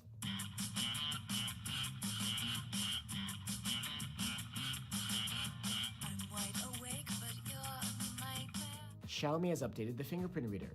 It's now ultrasonic rather than optical. This means that it's more responsive in general, except if you're using a glass screen protector. The phone also has an IR blaster, so you can use it to control other appliances with. The Xiaomi 15 Ultra comes with 512 gigs or a terabyte of storage on board, and that's not expandable through microSD. The interface of the phone is Xiaomi's new HyperOS 2 on top of Android 15. Compared to the previous version, it's largely the same, just with some more refined aesthetics and under-the-hood optimizations. Google's Gemini Assistant comes baked in, with plenty of functionality. And not only that, there are a bunch of other AI features too, under the umbrella of what Xiaomi calls Hyper AI. For example, there are AI functions in Notes for working with text. These include summaries, proofreading, translation, and changing the layout. There are plenty of AI-based tools in the gallery as well, like AI Sky, which can change the sky in your photo to whatever you'd like to see. And other AI features include an interpreter for real-time translations and subtitles, available within supported apps. Regarding software support, Xiaomi promises 4 years of major OS updates and 6 years of security patches down the line. The Xiaomi 15 Ultra packs the same chipset we see in many of this year's Android flagships, the new Snapdragon 8 Elite from Qualcomm. It's cutting edge, and a notable upgrade over last year's flagship silicon. In benchmarks, the 15 Ultra performs great, as expected, fitting in nicely amongst its peers. And when using the phone, it feels snappy and powerful. The thermal management here isn't too impressive though, as is often the case with flagships. We observed significant thermal throttling during our prolonged CPU stress test. Xiaomi has upgraded the battery capacity on the global model from 5,000 mAh to 5,410, and the Chinese model is 6,000 mAh. The global Xiaomi 14 Ultra had mediocre battery life, but the difference here on the new one is night and day, with the phone earning an excellent active use score of 16 hours and 13 minutes in our tests. The phone supports 90-watt charging, but doesn't come with a charger in the box. With the proper adapter, we were able to charge from 0 to 72% in half an hour, and a full charge took 51 minutes. That's quite fast, but not chart-topping. There's also support for wireless charging here. And now the cameras. There's a 50-megapixel main cam and 2 new telephotos, a 50-megapixel 3x zoom, and a 200-megapixel 4.3x zoom. The setup is rounded out by a 50-megapixel ultra-wide cam, which has autofocus. One thing that has gone missing this year is the variable aperture on the main camera. Now it's fixed at f1.6. In spite of the change, the main camera captures wonderful daytime photos. Detail is nice and crisp, and it's rendered naturally. There's no noise either. Colors are vivid without going to extremes. The dynamic range is excellent, and the white balance is dependable. People shots come out pretty great too. Skin tones are lively, and there's some natural blur from the large sensor and bright lens, even without going into portrait mode. In the dark, the main camera produces expert-level results. It exposes well, and shadows and highlights are well developed. At the same time, there's plenty of contrast. The white balance is dependable, and the colors are well saturated. At 3x zoom, the shorter of the 2 telephotos delivers another round of excellent shots. The images have great detail and no noise, and colors and dynamic range are on point as well. The 70mm equivalent focal length is even better for shots of people, and the camera does a solid job of it. For macro shooting, you'll be relying on the 3x zoom camera as well, since the larger telephoto cam doesn't have close-up focusing. At night, shots from the 3x telephoto come out with very good sharpness and detail in most scenes. Dynamic range is very good, and colors aren't half bad either. And now the 200 megapixel 4.3x telephoto cam, which produces 12.5 megapixel photos due to pixel binning. It does a great job, capturing excellent detail and keeping noise at bay. Colors are looking great as well, and we have no complaints about dynamic range either. And sure enough, the 100mm focal length works great for photos of people too. You can zoom in to 8.6 times on the viewfinder with the touch of a button. Because of the extra digital crop, these shots are noticeably softer, but still, the 15 Ultra does a decent job here. In low light, at 4.3x zoom, the longer telephoto delivers nice fine detail, great colors, and wide dynamic range. The ultra-wide cam won't be letting you down either. It captures great looking shots with nicely rendered detail, wide dynamic range, and pleasant colors. The ultra-wide camera is solid at night too, with good dynamic range and sharpness. It's an improvement over the ultra-wide of last year's model. Unfortunately, selfies don't quite hold up to the standards set by the other cameras. They come out at the native resolution from a 32 megapixel front-facing cam, and the sharpness leaves more to be desired. There's no autofocus here either. At least the colors and dynamic range are good. The Xiaomi 15 Ultra can record video in up to 8K resolution with all of its rear cameras. And also you get slow-mo in 4K at 120 FPS on the main camera and the longer telephoto. 4K video quality from the Xiaomi 15 Ultra is generally very good. During the day, all cameras capture noise-free footage with plenty of detail. We have seen better sharpness elsewhere though. The contrast and colors are more natural looking than vibrant, and the quality is consistent between all of the cameras. Electronic video stabilization does a decent job, though you can end up with a bit of shakiness left over when walking. And in the dark, the main camera produces solid 4K video quality. And the footage from the zoom cameras is quite good too, including the new 4.3x telephoto. So that's the Xiaomi 15 Ultra. It's a nice flagship with great features all around. It has standout battery life and great camera performance, and there's even the unique camera grip accessory if you don't mind paying extra for it. The only major shortcomings are that we've seen competing camera phones with sharper videos, and the selfies here aren't as great as you'd expect at this level. If you can live with that, then the Xiaomi 15 Ultra is worth recommending. Thanks for watching, guys. If you're looking for alternative camera phones, you can check out our reviews of the Galaxy S25 Ultra and the Vivo X200 Pro. Let us know what you think, and I'll see you on the next one.